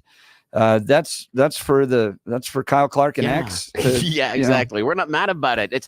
We know that you're spending time with us every day, and it means so much to us. And you have so much other stress. There's so many things that are going to go sideways inside of your day. This should be fun and enjoyable. Yeah, I'll go sideways some of the guests sometimes. It is, but it's about community. You and the Marine. Of course. That's Billy the and the part. Marine. Oh, yeah. I heard about that last night. You heard about that last night. You did, man. Yeah. I had one person go, I missed it. I'm like, no. I'm going back. Yes. And the person next to him was like, no, you got to go back and listen. You got to go back and listen. And so we talked about it. And that's the dynamic. And it's the idea that you're spending this time with us. And it means so much. And there's so much other stress that's going to happen throughout the day. We're going to be a little bit of fun, a little bit of entertainment. Yes, we're going to give you the news. We're going to analyze it with you. We want to hear from you and give your opinions, because your opinions matter more than anywhere else, any other radio station in this city, in this state, right here. But more than that, it's about the conversation and just having fun. If we can't laugh and goof around with each other, what's the point anymore? And I appreciate each and every one of you coming out and taking a picture with the historic sweatshirt that we bought. I know. That was fun. Was it's going to end up in a museum, I think. Yeah. Christy Burton Brown joined us in the 7:00 hour about the potential deal that Jared Polis wants to make. Patrick Hedger of Taxpayers Protection Alliance gave us an analysis on Kamala Harris' economic policy. It's not good. Things are going to get worse. Rationing! Woohoo! Oh, yeah. And then Wayne Lageson, editorial page editor for the Gazette, joined us in the 9:00 hour. The editorial board calling Tim Walz potentially the most dangerous vice presidential nominee in history, running with history's most far-left presidential nominee. And he and Billy went back and forth a little bit. It was fun. Good conversation. And agree or disagree based on that editorial. Go and read it. It's well written. They make good arguments. You can disagree, but listen and read. Absolutely. Podcast at 710knus.com. Cal Thomas, followed by Charlie Kirk, Dennis Prager. A whole great afternoon. Larry Elder's back. So stick around with 710 KNUS. You're listening to the Jeff and Bill Show. This is News Talk 710 KNUS. Have a fantastic weekend. We'll catch you on Monday.